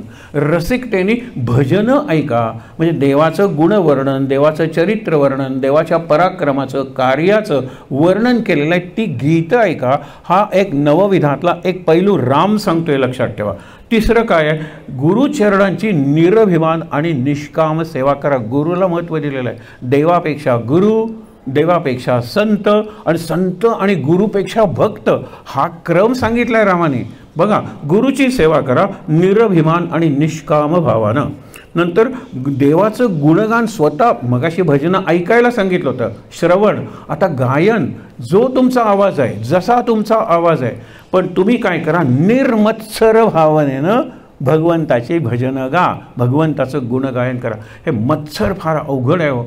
आणि म्हणून अनसूया ही सगळ्यात श्रेष्ठ मानलेली आहे. जशी वसिष्ठ अरुंधती, अत्री अनसूया. असूया म्हणजे मत्सर. सगळे दोष एक वेळ जातील. कामवासनासुद्धा वयानुसार निसर्गाप्रमाणे कमी होते. क्रोध आता पूर्वी फेकून मारत होता, आता हातच कापायला लागलेले आहेत. अल्झायमर हे झालेलं आहे, पार्किन्सन. तो काय करणार आहे? मत्सर हा मनात अभिमान इतकाच डीप आहे, अगदी मरताना सुद्धा तो म्हणू शकतो की माझ्या भावाला काही छान मरण आलं नाही, मला त्याचा मत्सर वाटतो. मरताना सुद्धा मत्सर असतो. निर्मत्सर भावनेनं देवाचं गुणगान करा. पुढे सांगितलं श्रद्धापूर्वक रामनाम घ्या. आता राम सांगतो रामनाम घ्या. राम कुठल्या रामाचं सांगतो? तो महत्त्वाचा आहे. श्रीराम, जयराम, जय जय राम. याच्यात कोण राम आहे? तर आत्माराम आहे. तो काय अयोध्येचा राम नाही आहे फक्त. नाही तर मग 3 राम झालेले आहेत ना. अयोध्येच्या आधीचा अवतार आहे 6वा अवतार आहे परशुरामाचा, तोही रामच आहे की. हातात परशु धरला, परशुराम झाला. कृष्णाचा मोठा भाऊ आहे, तोही रामच आहे की, बलराम म्हणतो आपण त्याला. आणि हा अयोध्येचा श्रीराम, म्हणजे 3 राम झालेले आहेत. मग श्रीराम, जयराम, जय जय राममध्ये या 3ही रामांचा मंत्र म्हणता का फक्त अयोध्येच्या रामाचा? आता अयोध्या आहे पण राम कुठे तिथे नाही आहे. आत्मारामाचा मंत्र आहे हा चैतन्य रामाचा मंत्र आहे. हा सतत असलेल्या ओंकाराचा मंत्र आहे. त्या भावनेनं जर हा मंत्र म्हणला तर मंत्र लवकर स्थिरावतो. नुसती अयोध्याच डोळ्यासमोर आणली तर तो राम नाही स्थिर होणार. हा आत्माराम आहे. म्हणून राम सांगतो राम नाम घ्या. कुठल्या रामाचं? राम काय स्वतःचं नाव? काल बघितलं राम स्वतःचं नावच सांगत नव्हता. पुढे आत्मनिग्रह, चारित्र्य, निस्संगता आणि अलिप्तता यासारखे जे सद्गुण आहेत त्यांचा विकास स्वतःत करा. मी फक्त वाचतो चारित्र्य, निस्संगता म्हणजे डिटॅचमेंट सगळ्यात महत्त्वाचे आहे, आत्मनिग्रह सेल्फ कंट्रोल और सेल्फ डिसिप्लिन, हे गुण स्वतःत तुम्ही विकसित करा, म्हणजे तुम्हाला सदाचरणाला आणि सदाचरणातून सदुपासनेला म्हणजे चांगल्या उपासनेला मदत होईल. पुढे काय सांगितलेलं आहे, सर्व चराचरात ईश्वर भाव ठेवा. चर आणि अचर, सजीव आणि निर्जीव, कण कण अणु अणु प्रत्येकात परमेश्वर आहे म्हणून त्यांचं दर्शन घ्या हे सांगितलेलं आहे. संन्यासी संतांना देवाहून श्रेष्ठ माना. सांगतो संत सत्पुरुष महात्मे साधू ऋषी मुनी यांना देवापेक्षा महत्त्वाचे, कारण देवांना कुणी बघितलं आहे. देव हा एक कन्सेप्ट तुम्ही केलेला आहे, पण तुम्ही ऋषींना बघितलेला आहे, तुम्ही साधू संतांना बघितलेलं आहे. त्यांना श्रेष्ठ माना, त्यांची सेवा करा. सर्व शरहा. नंतर परनिंदा स्वप्नातही करू नका. या परनिंदेबद्दल खूप सगळ्या संतांनी सांगितलं. परदारा परद्रव्य एक वेळ सोपं आहे, पण परनिंदा खूप अवघड आहे.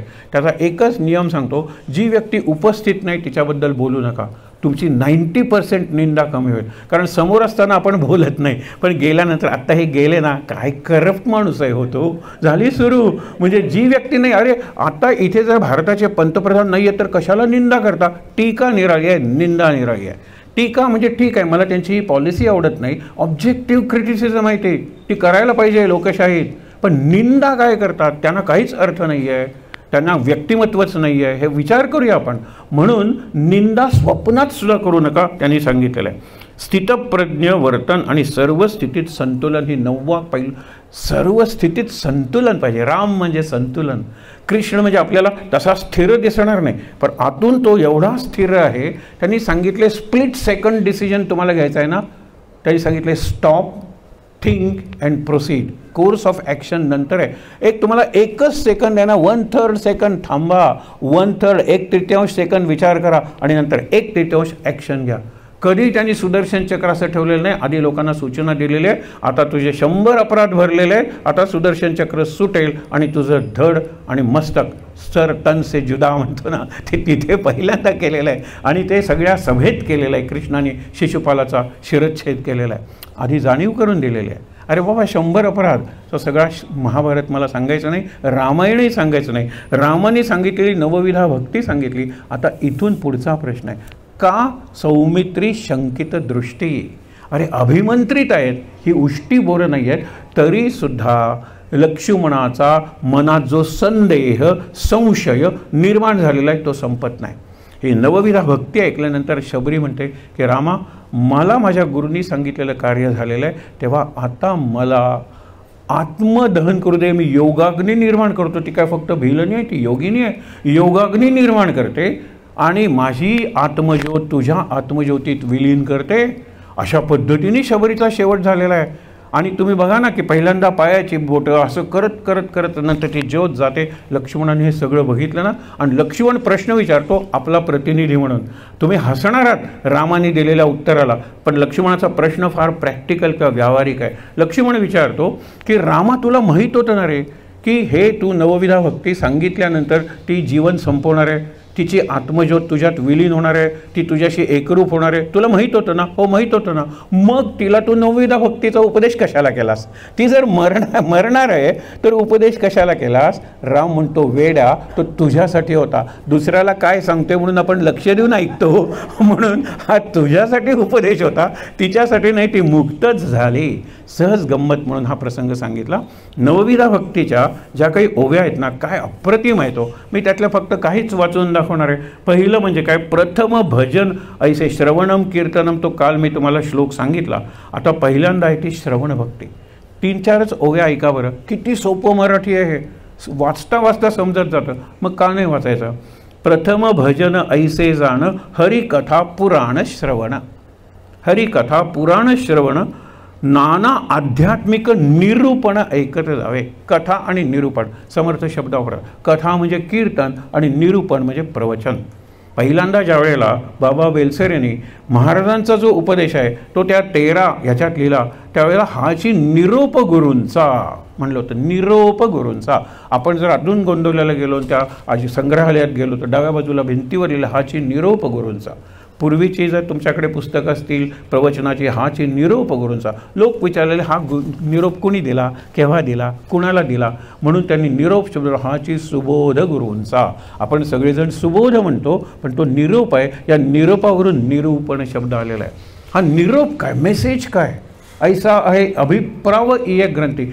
भक्ती आहे ना महत्त्वाचा, त्या भक्तीचा आपण विचार करतोय, याला निरूपण म्हणायचं. कीर्तन तर आपल्याला माहीत आहे, पुढे सांगितलेलं आहे नाना व्रतांचे महिमे ऐका तुम्ही, नाना तीर्थांचे तीर्थक्षेत्रांचे महिमे ऐकूया आपण, नाना दानांचे महिमे ऐकत जावे. तुम्हाला माहीत आहे ना, एकंदर 26 एकादशी आहेत. त्या 26 एकादशींचं एकादशी महात्म्य नावाचं पुस्तक आहे. त्याच्यात व्रत हे किती तुम्हाला सांगतो डायव्हर्सिटी म्हणतात ना. आपले जे ऋषी होते ते एवढे प्रतिभावंत होते, एवढे त्यांनी फरक का केले, एवढी दैवत का केली. एकच परमेश्वर आहे, एकच परमेश्वर. हे आपल्या एवढी श्रद्धा कुणाचीही नाही आहे, आपल्याला माहीत आहे. पण जसा अग्नी एक आहे, त्याच्यात वारं घातल्यानंतर अनेक ठिणग्या उडतात, त्या सगळ्या ठिणग्यांचा सोर्स म्हणजे उगम एकच आहे अग्नी. पण ही ठिणगी विष्णू, ही ठिणगी ब्रह्मदेव, ही ठिणगी शिव, असा मी तयार केलेला आहे. आणि मग त्या प्रत्येकाची पुराणं, त्या प्रत्येकाचे मंत्र, त्या प्रत्येकाचे स्तोत्र, त्या प्रत्येकाची देवालय, त्या प्रत्येकाच्या मूर्ती, आणि इतकंच नाही तर त्यांचे षोडशोपचार असतील, त्याच्यात सुद्धा काही काही फरक. प्रदक्षिणासुद्धा निरनिराळ्या पद्धतीने, प्रदक्षिणांची संख्या निरनिराळी. विचार करा, गणपतीला 21 घाला, हनुमंताला 11 घाला, वगैरे वगैरे. केवढं तयार केलेलं आहे. ही एका अर्थाने टेक्नॉलॉजी आहे. जसं सायन्स आहे, एकच आहे परमेश्वर. मग त्याचे निरनिराळे केले प्रकार, कारण इतक्या वर्षांचा इतिहास, 10,000 काय 20,000 वर्ष. परवा तुम्हाला सांगतो, एका बुद्ध लामानी म्हणजे बुद्ध धर्मोपदेशक, त्यांनी एक पेटी दिली होती बंद, आणि मी ज्या वेळेला जाईन त्यावेळेला हे अजून लामा ल्हासा, ही तिबेट जरी नसलं तरी ते ल्हासा आहे, तिथे बुद्धांचे विहार आहेत, तिथे त्यांचे गुरु लामा, जरी तो चायनीज भाग असला तरी काही आहेत. आपल्याकडे जसा दलाई लामा आहे तसे आहेत. त्यांनी ती पेटी दिली, आणि मी ज्या वेळेला मरेन त्यावेळेला उघडा. काही दिवसांपूर्वी का काही महिन्यांपूर्वी तो गेलेला आहे. ती पेटी उघडल्यानंतर त्याच्यात एक शंकराची मूर्ती आहे. मग त्या शंकराच्या मूर्तीचं कार्बन डेटिंग केलं. हल्ली कार्बन डेटिंग म्हणजे वर्ष, महिने, दिवस इतकं ॲक्युरेट सांगता येतं तुम्हाला. 36,000 वर्ष, 36,000 वर्षापूर्वी इतकी काल परवा केलेली मूर्ती. आणि ती जरी पितळेची असेल तरी पितळे ॲलॉय आहे, मिश्र धातू आहे, निरनिराळे धातू एकत्र करून. म्हणजे किती काळापूर्वी या देशात निरनिराळ्या तंत्र, आपण म्हणतो तंत्रज्ञान, टेक्नॉलॉजीज होत्या. बघा तुम्ही, एक पुस्तकाचं नाव सांगतो, मिळालं पुस्तक, बाजारात नाही आलेलं पण छापलेलं आहे पुस्तक, की प्राचीन भारतातील निरनिराळ्या ज्ञानशाखांचा शोध, आणि त्यापासून आजच्या भारताने घ्यायचा बोध. एकही उरलेलं नाही आहे. तुम्ही सांगा मला, दॅट ब्रांच त्या पुस्तकात आहे. एवढं मोठं पुस्तक आहे, PhDचा थिसिस आहे. आणि प्रभू नावाचे गोयकार आहे, तो फक्त परदेशात होते, आता गेले ते, त्यांचं ते पुस्तक आहे. प्रत्येक त्यांनी पेंट्स टेक्नॉलॉजी, मिटिओरॉलॉजी, निरनिराळी सायन्स आहेत. मेटॅलर्जी म्हणजे धातुशास्त्र, मिटिओरॉलॉजी म्हणजे खगोल, वेदर म्हणजे हवामानशास्त्र, सगळ्याचे आहेत. आणि त्या सगळ्याचे ऋषी आहेत. आज इतिहास बदलायला लागलेला आहे, की आपल्याला पहिल्यांदा कोणी न्यूटनने, पण न्यूटनच्या आधीच सांगितलेलं आहे. न्यूटनच्या आधीच ज्ञानेश्वर झालेले आहेत. ज्ञानेश्वर म्हणतात सूर्याचे न चालून चालणे. हे असे कितीतरी आहेत. म्हणजे सूर्य फिरल्यासारखा वाटतो पण सूर्य स्थिर आहे. अशा कितीतरी गोष्टी आहेत. मी सगळं ते सायंटिफिक आहे अशा मताचा मी नाही आहे, पण बऱ्याच गोष्टी अशा आहेत की ज्या विज्ञानाच्या आजच्या पातळीवर खऱ्या उतरतात. आणि विज्ञानाची प्रगती जाईल तसतसे आपले ग्रंथ जास्त रेलेवंट होत जातील, हे लक्षात ठेवा. त्या ग्रंथाची उपयुक्तता वाढेल, त्या ग्रंथाची वैज्ञानिकता वाढेल. बाकीच्यांचं तसं नाही हो. सेंटर कुठला आहे संपूर्ण सृष्टीचा? पृथ्वी, आणि पृथ्वीभोवती सूर्य वगैरे फिरतो हे सांगणारं बायबल अगदी काही 50-1 वर्षापूर्वी पोपनी जाहीर केलं की आम्ही ते सगळं मागे घेतो, की पृथ्वी हा एक जस्ट प्लॅनेट, आणि असे सूर्य आहेत, असे हजारो सूर्य या अनंत कोटी ब्रह्मांडात आहेत. तेव्हा त्यांचा जो कन्सेप्ट आहे जिओसेंट्रिक कन्सेप्ट ऑफ युनिवर्स, जिओ म्हणजे पृथ्वी, तर आता हेलिओसेंट्रिक, हेलिओस म्हणजे सन, सूर्य, ही आपली सौर सिस्टम आहे. सूर्यमध्ये आणि बाकीचे ग्रह वगैरे फिरतात. हे त्यांनी परवा परत घेतलं. अजूनही इव्होल्युशन म्हणून आपली जे अवतार, म्हणजे पहिल्यांदा जीव पाण्यात निर्माण झाला, मत्स्य काय, कूर्म काय, वराह काय, ह्याच्यात एक प्रकारची इव्होल्युशन म्हणजे प्रगती आहे. इव्होल्युशन ऑफ स्पीशीज म्हणतात. असा सगळा जीव प्रगत होत गेला. विज्ञान आहे कुठे ना कुठेतरी, आणि त्यांची स्पेशल क्रिएशन देवानी तयार केलं आणि माणसाला पृथ्वीवर पाठवलं असं नाही आहे. कुठला देव? या देवाबद्दल पुढे आहे वाचूया ते. म्हणून सगळं ऐका तुम्ही. 26 एकादशी कुठल्या, आपण म्हणतो शुद्ध आणि वद्य प्रत्येक महिन्याच्या, म्हणजे 24 झाल्या आणि अधिक महिन्याच्या 2, आणि प्रत्येकाचा महिमा निराळा आहे. मला महिमा सांगायचा आहे. तुम्ही तीर्थक्षेत्र, महिमा म्हणजे महात्म्य, महात्म्य लक्षात ठेवा. ग्रेटनेस, महत्त्व नाही, महत्त्व इज इम्पॉर्टन्स. महत्त्व हा प्रपंचातला शब्द आहे, महात्म्य हा अध्यात्मातला शब्द आहे. म्हणून सांगितलेलं आहे ऐसे अवघे ऐकावे, खूप ऐका, सगळं ऐका, परंतु सार शोधून यावे. त्यातलं सार ठेवा. बाकीचं सगळं किती पाठ करणार, अरे बहुत असावे पाठांतर, पण ग्रंथी धरावे ग्रंथांतर. ग्रंथाचं अंतरंग काय आहे, ग्रंथाचा संदेश काय ते लक्षात ठेवा. सगुणाची चरित्रे ऐकावी, का ते निर्गुण अध्यात्मे शोधावी. निर्गुण अध्यात्म आणि सगुण चरित्र म्हणजे कीर्तन. श्रवण भक्तीची जाणावी लक्षणे ऐसी. आता शेवटची ओवी श्रवणाची. ऐसे श्रवण सगुणाचे, अध्यात्म निरूपण निर्गुणाचे. निर्गुणाचं प्रवचन आहे, निरूपण आहे. आपण उदाहरणं देतो कारण कंटाळ येऊ नये म्हणून, नाहीतर ते फारच बोरिंग होईल. पण हे आपण करतोय ते सगळं एका अर्थाने आध्यात्मिक आहे, म्हणजे ॲब्स्ट्रॅक्ट आहे, अमूर्त आहे. पण गोष्टी सांगतो, उदाहरणं सांगतो, राजांचे देवांची नावं सांगतो. त्यामुळे काय होतं की त्याच्यात थोडासा कीर्तनाचा भाग, कथेचा भाग येऊन जातो. विभक्ती सांडून भक्तीचे मूळ सोडावे. काय सुंदर आहे. भक्ती म्हणजे काय, विभक्ती नाही. ते आपल्या ह्याच्यात मराठीत काही शब्द असे आहेत की विरुद्ध अर्थाचा शब्द आपल्याला आधी कळतो, विभक्त कळतो, पण भक्त कळत नाही. हल्ली ते दोघंजण विभक्त झालेले आहेत. अरे विभक्त म्हणजे भक्त नाही तो, आणि भक्त म्हणजे विभक्त नाही तो, अशी व्याख्या दासबोधात दिलेली आहे. जे जोडलेले आहेत ना ते भक्त आहेत एकमेकाचे, आणि तुटलेले आहेत ना ते विभक्त आहेत. म्हणून विभक्ती कशामुळे होते त्याचं मूळ लक्षात घेऊन भक्ती करा म्हणजे सुटे. आपण फार सुंदर आहे रामरक्षेतला तो श्लोक. विभक्ती याचा एक अर्थ आहे भक्तीपासून दुसरा, बरोबर. सगळ्या विभक्ती दिल्या आहेत. आपण म्हणतो ना प्रथमा, द्वितीया, तृतीया आणि शेवटी संबोधन. 8 विभक्ती दिलेल्या आहेत. त्याला केसेस म्हणतात इंग्लिशमध्ये. इंग्लिशमध्ये आय, मी, माय, माईन एवढंच आहे, 4च आहेत. आय, मी, माय, माईन म्हणजे मी, मला, माझं, माझंच.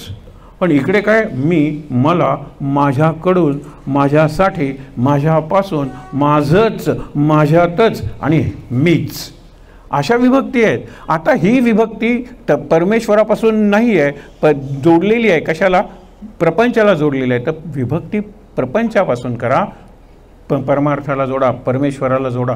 विभक्ती समजून भक्ती करा हे त्यांनी सांगितलेलं. पुढे जरा स्पष्ट होईल. आता कीर्तन भक्ती. सगुण हरिकथा करावी, भगवत कीर्ती वाढवावी.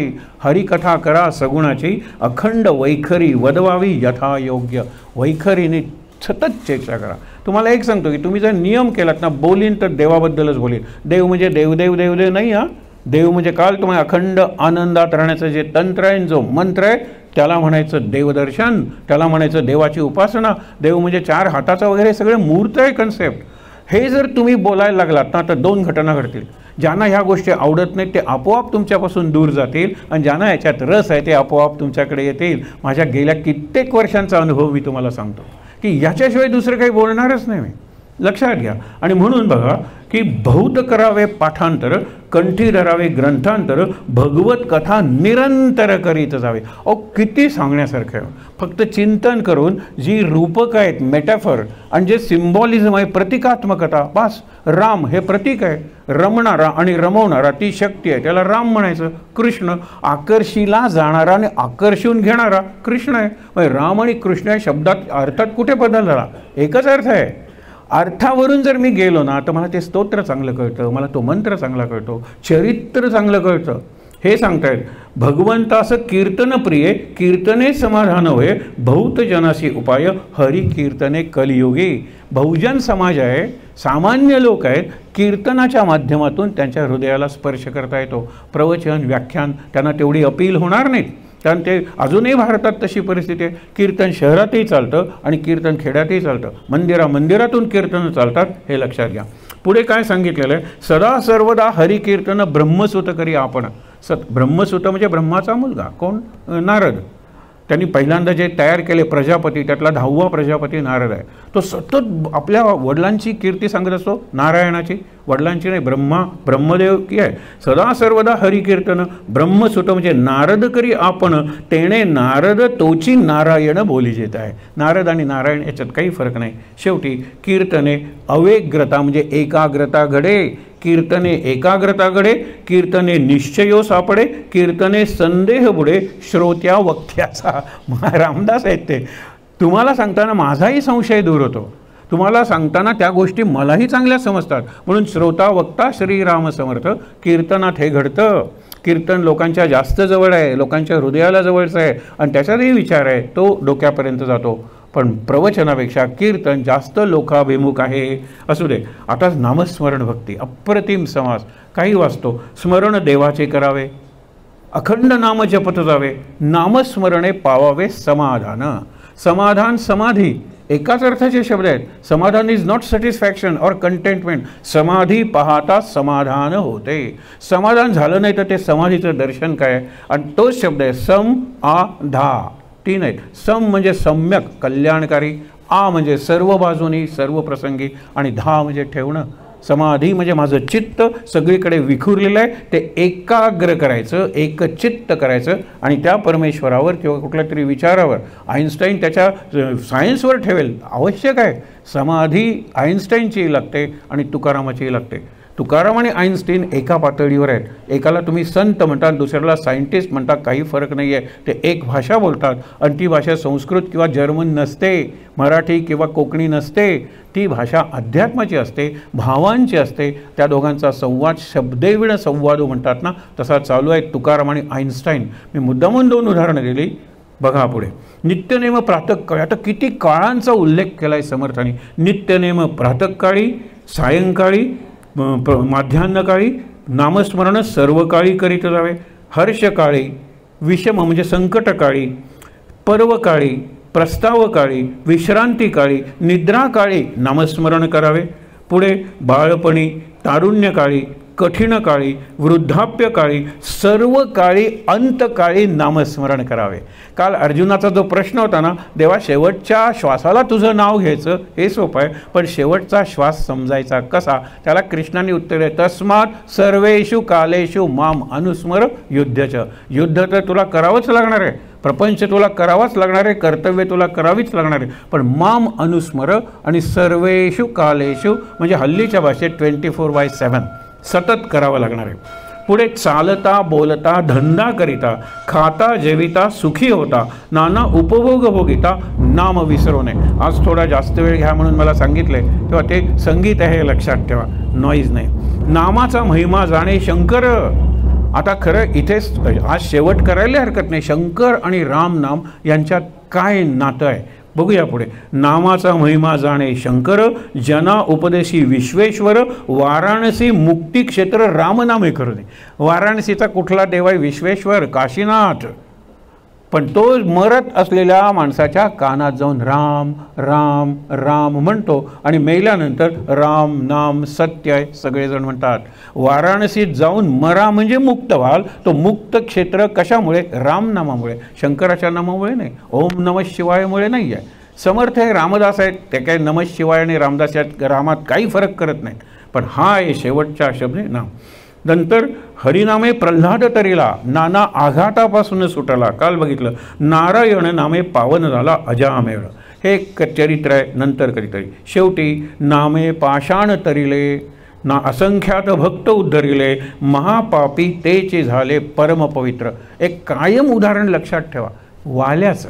आपण वाल्या इतके वाईट नाही आहे, पण त्याच्यासारखी राम राम 12 वर्ष आपण अखंड उपासना करू शकणार नाही. पण आपण वाल्मिकी जरी झालो नाही तर वाल्याचे वालेश्वर किंवा मिस्टर वालेश्वर वगैरे होऊ शकतो, वाल्मिकी नाही. पुढे सांगे भविष्य वदला शतकोटी चरित्र रघुनाथाचे. तो वाल्मिकी झाल्यानंतर रामाचं ज्याचं नाम घेत होता त्याचं चरित्र शतकोटी निरनिराळ्या 100 प्रकारांनी आज आपल्याला रामायण येतं. रामायण दूरदर्शन रामायण याच्यातून येतं, रामायण दिवस सगळं डबिंग करून सगळ्या जगात चालू असतं. म्हणून एक जबाबदार विधान केलं गेलेलं आहे की असा कोणताही दिवसात मग वर्षाचा दिवस नाही आणि दिवसाचा काळ नाही की ज्यावेळेला रामायण किंवा महाभारत जगातल्या कुठल्या ना कुठल्या तरी चॅनलवर त्यांच्या भाषेत चालू नसतं. अखंड चालू आहे रामायण, अखंड चालू आहे महाभारत त्यांच्या भाषेत डब करून. आणि तुम्हाला आत्तापर्यंत बायबल हे सगळ्यात जास्त खपलेलं पुस्तक होतं. ज्यावेळेला ॲनिमेशन काढलं हनुमान आणि माय फ्रेंड गणेशा हे ॲनिमेशन आठवतात ना, त्यांचा खप सगळ्यात जास्त झालेला आहे. त्यांना बुक्स मानायला हरकत नाही, कारण ते करताना खाली हे असतात, त्यांचे डायलॉग असतात पात्रांच्यात. पुस्तकं आहेत ते ॲनिमेटेड बुक्स आहेत, जी बुक्स आपण बघतो ऑडिओ व्हिज्युअल बुक्स म्हणतात, ऑडिओ बुक्स. खूप खप आहे, खूप बदल होतो आहे. आपल्या देशाबद्दल अभिमान वाटला पाहिजे, पण ज्ञान मिळवून अभिमान वाटला पाहिजे. नुसत्या घोषणा नाही द्यायच्या, नुसती भाषण नाही करायचे, वाचन करायचं, चिंतन करायचं. शेवटी नामस्मरे निरंतर ते जाणावे पुण्य शरीर महादोषांचे गिरीवर रामनामे नासती. नामाच्या समासाला आता थांबूया, थोडंसं जरा जास्त सांगूया. नाम आहे ना, ओम हेच खरं नाम आहे. एक तुम्हाला सांगतो की कुठलाही मंत्र कुठल्याही गुरुनी कुठल्याही शिष्याला दिला तरी त्याचा एक कॉमन अर्थ असतो, तत् त्वम असे. श्रीराम जय राम जय जय राम तो राम तू आहेस. ओम नमः शिवाय तो शिव तू आहेस. दिगंबरा दिगंबरा तो दिगंबर दत्तात्रय तू आहेस. कुठल्याही देवीचं तत् त्वम असे तू कर जप. आणि जप करायला लागल्यानंतर एक क्षण असा येतो की त्याला अहम ब्रह्मास्मी. अहम ब्रह्मास्मी हा उच्चार नाही आहे, अहम ब्रह्मास्मी हे वाक्य नाही आहे. अहम ब्रह्मास्मीचा जप करायचा नाही. समर्थांनी दासबोधात सांगितलं आहे अहम ब्रह्मास्मीचा जप नाही बोलिला. अहम ब्रह्मास्मी म्हणता म्हणता अहम भ्रमास्मी होईल, भ्रम होईल. ब्रह्म काय तुम्ही सांगणार. रामकृष्णांचं एक सुंदर वाक्य आहे, जगातली प्रत्येक गोष्ट उष्टी झालेली आहे सोडून ब्रह्म. तुम्ही ब्रह्म तोंडातून काढता म्हणून उष्ट, पण ब्रह्म त्याचं नाव कुठे. तुम्ही काहीतरी समजण्यासाठी दिलेलं आहे. ब्रह्म ही अशी एक शक्ती आहे की तिचा अनुभव घ्यायचा आणि त्यावेळेला मौन होता तुम्ही. त्याला ज्यावेळेस विष्णूचं स्वरूप काय विचारल्यानंतर तो 100 तोंडाचा शेष मौन होतो. शतमुख स्तविता मंदली वाणी आपण महाराजांच्या आरतीत म्हणतो. तो शांत होतो आणि प्रत्येकजण विचारतो की मी तुला विचारतोय विष्णूचं स्वरूप सांग, विष्णूचं स्वरूप सांग. हा गप्प गप्प गप्प. रागवतात ऋषी, रागवतात नारद. त्यावेळेला विष्णू सांगतो तुमच्या प्रत्येक प्रश्नाचं उत्तर त्यांनी दिलेलं आहे. माझं स्वरूप मौन हेच माझं स्वरूप आहे. शब्दांच्या पलीकडे आहे, वर्णनाच्या पलीकडे आहे आणि नॅरेशन म्हणजे कथनाच्याही पलीकडे आहे. हा शेष काय सांगणारे 1000 मुखं असली तरी. म्हणून लक्षात घ्या हे जे नाम आहे त्या नामाचा आदर्श भक्त शंकर आहे. तो प्रसंग पाहून थांबूया. आपण नेहमी शंकराची आरती म्हणतो, लवथवती विक्राळा ब्रह्मांडी माळा. या आरती ज्या आहेत ना त्यांचं आरत्या असं अनेक वचन करू नका, नाहीतर आईचं आया करावं लागेल. करू नका. आई आईच आहे, मूर्ती मूर्तीच आहे, अनेक वचन संधी संधीच आहे, देवी देवीच आहे. देव्या वगैरे म्हणू नका, देवीच आहे. त्या अनेक देवी आहेत असं देवीच म्हणूया. पुढे लक्षात घ्या की ज्या वेळेला हा शिवशंकर हा आधीची पूजा आहे, विष्णूची उपासना नंतर सुरू झालेली आहे. एक गमतीदार प्रसंग सांगतो. ज्या वेळेला राम शिक्षण संपल्यानंतर वसिष्ठांना नमस्कार करतो, पहिली रामायण सिरियल रामानंद सागरांची की ज्यांनी जगात विक्रम केला. सगळ्या राष्ट्रात जवळजवळ ट्रॅफिक बंद, कर्फ्यू असल्यासारखं वातावरण होतं. ते रविवारी सकाळी 9 ते 10 रामायण दाखवलं जायचं. एकच फक्त भाग त्यातला सांगतो की वसिष्ठांनी घातलेली आहे ती रामनामी आणि त्याला आशीर्वाद देतात, यशस्वी भव, दीर्घायू भव. अरे वसिष्ठ गुरु आहेत आणि तो ज्यावेळेला रामाचं शिक्षण संपलेलं आहे तेव्हा राम 12-14 वर्षांचा आहे आणि तुम्ही हे काय रामनामी घालता, श्रीराम जय राम जय जय राम जय श्रीराम. त्यावेळेला राम कुणीच नाही आहे, राम तुमचा शिष्य आहे. मग काय करूया. चर्चा केली आणि ओम नमः शिवायची रामनामी जशी असते तशी ओम नमः शिवायचं ते उपकरण आणलं, ते वसिष्ठांनी घातलं. तो प्रसंग पुन्हा चित्रित केला आणि दाखवला की ज्यावेळेला वसिष्ठ रामाला, राम अजून विद्यार्थी आहे, रामाने आपलं अवतार कार्य सुरू केलेलं नाही, रामाचा विवाहसुद्धा झालेला नाही आहे, चरित्र एका अर्थाने सुरू नाही झालेलं. अशा वेळेला श्रीराम जय राम जय जय राम रामनामी तुम्ही कशी घालता, ओम नमः शिवाय घाला. असा हा आदिशंकर, त्याचं सगळंच आदी आहे हो. त्याच्या डमरूतून वर्ण निघाले, क ख ग असं सांगतात. त्याच्या नृत्याचा जो पदन्यास आहे ना त्यातून संगीतातले निरनिराळे ताल निघालेले आहेत. त्यांनी सगळ्या कला शंकरापासून निर्माण झाल्या आहेत. त्याला आदियोगी म्हणतात. आदी तो आहे. मग तो रामाचा भक्त का बनला. राम हा नंतर आहे. आधी विष्णूचीच उपासना शंकरानंतर सुरू झालेली आहे. आणि शंकराचे म्हणजे विष्णूचे अवतार होत होत राम हा विष्णूचा 7वा अवतार आहे, कृष्ण 8वा अवतार आहे, बुद्ध 9वा अवतार आहे आणि 10वा अवतार व्हायचा आहे. हे लक्षात ठेवा. म्हणून या रामाचं नाम अखंड शंकर का घेतो? आपल्याला आरती माहीत आहे, लवथवते विक्राळा ब्रह्मांडी माळा विषे कंठ काळा त्रिनेत्री ज्वाळा. हा उग्र शंकर आहे. पण उग्र शंकर आहे ना, तसा तो आशुतोष सुद्धा आहे. त्याची तांडव सुद्धा 2 पैलू असलेले आहेत. एक उग्र तांडव आहे आणि एक आनंद तांडव आहे. आपण नटराज जे बघतो त्यावेळेला ते तांडवच आहे. त्याच्या अपस्मार नावाचा एक राक्षस मूल आहे, ते त्याला पायाखाली धरलेलं आहे, त्याला मारलेलं नाही आहे. कारण मारलं तर हा पुन्हा जन्मेल आणि लोकांना त्रास देईल, म्हणून याला जिवंत ठेवलेलं आहे. त्या मुलाला मूल हालचाल वगैरे करत आहे, पण शंकर तो एक पाय न उचलता नृत्य करतो. नटराजाचं नृत्य आपण त्याला म्हणतो ते आनंद शांत तांडव आहे. आणि उग्र तांडव म्हणजे नाशच, पृथ्वीचा नाश व्हायला आवश्यक आहे, त्या गोष्टींचा नाश. ज्या वेळेला ह्यांनी दुसऱ्याच ओळीत काय वर्णन करतात, आपण रोज आरती म्हणतो, आरती म्हणताना गडगडाटी आरती म्हणतो, सामूहिक आरती म्हणतो. जरूर तो एक उपचार आहे, पण आरतीचा मी आर्त चिंतन करणार आहे का कधी? मग पहिल्यांदा वर लवथवती विक्राळा ब्रह्मांडी माळा विषे कंठ काळा त्रिनेत्री ज्वाळा. हा उग्र झाला. लावण्य सुंदर मस्तकी बाळा तेथून या जळ निर्मळ वाहे झुळझुळा. तो लवती विक्राळा आणि हा झुळझुळा शंकराची 2 रूपं आहेत. शंकर हा दोन्ही शक्ती असलेला पॉझिटिव्ह निगेटिव्ह काही म्हणा पूर्ण देव आहे. तो त्यांनी रामनाम केव्हा घ्यायला सुरुवात केली? अमृतमंथन आहे. अमृतमंथनात सुरुवातीला विष निघालं, मध्ये सुरा दारू निघाली आणि शेवटी अमृत निघालं. याच्यात काही प्रतीक दिसत नाही का? मला जर बोर्डाला पहिलं यायचं तर जूनपासून रात्रंदिवस अभ्यास हे विष आहे. हे विष पचवलं पाहिजे. अभ्यास माझ्या शरीरात नाही, माझ्या बुद्धीत एकरूप झाला पाहिजे आणि नंतर मला यश मिळेल. तर यश डोक्यात शिरता कामा नये, मग मला अमृत मिळणार आहे, अनंत यश. 3 द्रव्य नाही ती पिण्याची. एक हलाहल हलाहल जाळच सुटलेला आहे. हलाहला गॅस आहे, आर्सेनिक वगैरे जसा असतो, भोपाळ ट्रॅजेडी, ते काय लिक्विड आलेलं नव्हतं, विष गॅस होता, तसा आलाय, जाळायला लागलेला आहे. नंतर तो पुढे विष होतो, जसा आपल्या ह्याच्यातला LPG तो गॅस असतो, पुढे ते हे होतं लिक्विडचा गॅस, गॅसचं लिक्विड. तो पितो आणि त्याचा दाह सुरू होतो. हा शेवटचा विचार आपण ऐकणार आहोत आणि हे भक्तीचं मला विचारतं कार्डिनल किंवा सेंट्रल प्रिन्सिपल आहे, मध्यवर्ती तत्व आहे. त्याचा दाह सुरू होतो, तो अंतर्दाह आहे, बाहेरचा नाही आहे. तो पितो आणि इथपर्यंत ठेवतो, कारण तो योगी राणा आहे. खाली जर विष गेलं असतं तर शंकराचंही खरं नव्हतं आणि म्हणून इथपर्यंत ठेवतो. हा निळा कंठ होतो. निळा कंठ हे लक्षात ठेवा. पहिल्यांदा त्याला कंठ नील म्हणलेलं आहे, ते दूषण आहे. पण ज्यावेळेला हा नीलकंठ झाला त्यावेळेला ते भूषण झालं. कारण शंकराची शक्तीच अशी आहे की विषसुद्धा त्याच्याकडे गेल्यानंतर अमृतासारखं मध्ये काहीतरी घटना घडाव्या लागतात. हा गडबडा लोळायला लागलेला आहे. हा महादेव आहे, उन्मुक्त असं त्याचं सगळं वर्तन आहे. अशा वेळेला तो लोळायला लागतो, माझा गळा आतून जळतोय. अशा वेळेला सायन्स टेक्नॉलॉजी उपयोगी पडणार नाही आहे, लक्षात ठेवा. कारण आतून जळणारा जो आहे त्याला आतूनच उपाय झाला पाहिजे आणि तो उपायसुद्धा जो रोग आहे त्याच्यापेक्षा प्रभावी आणि सूक्ष्म असा असला पाहिजे.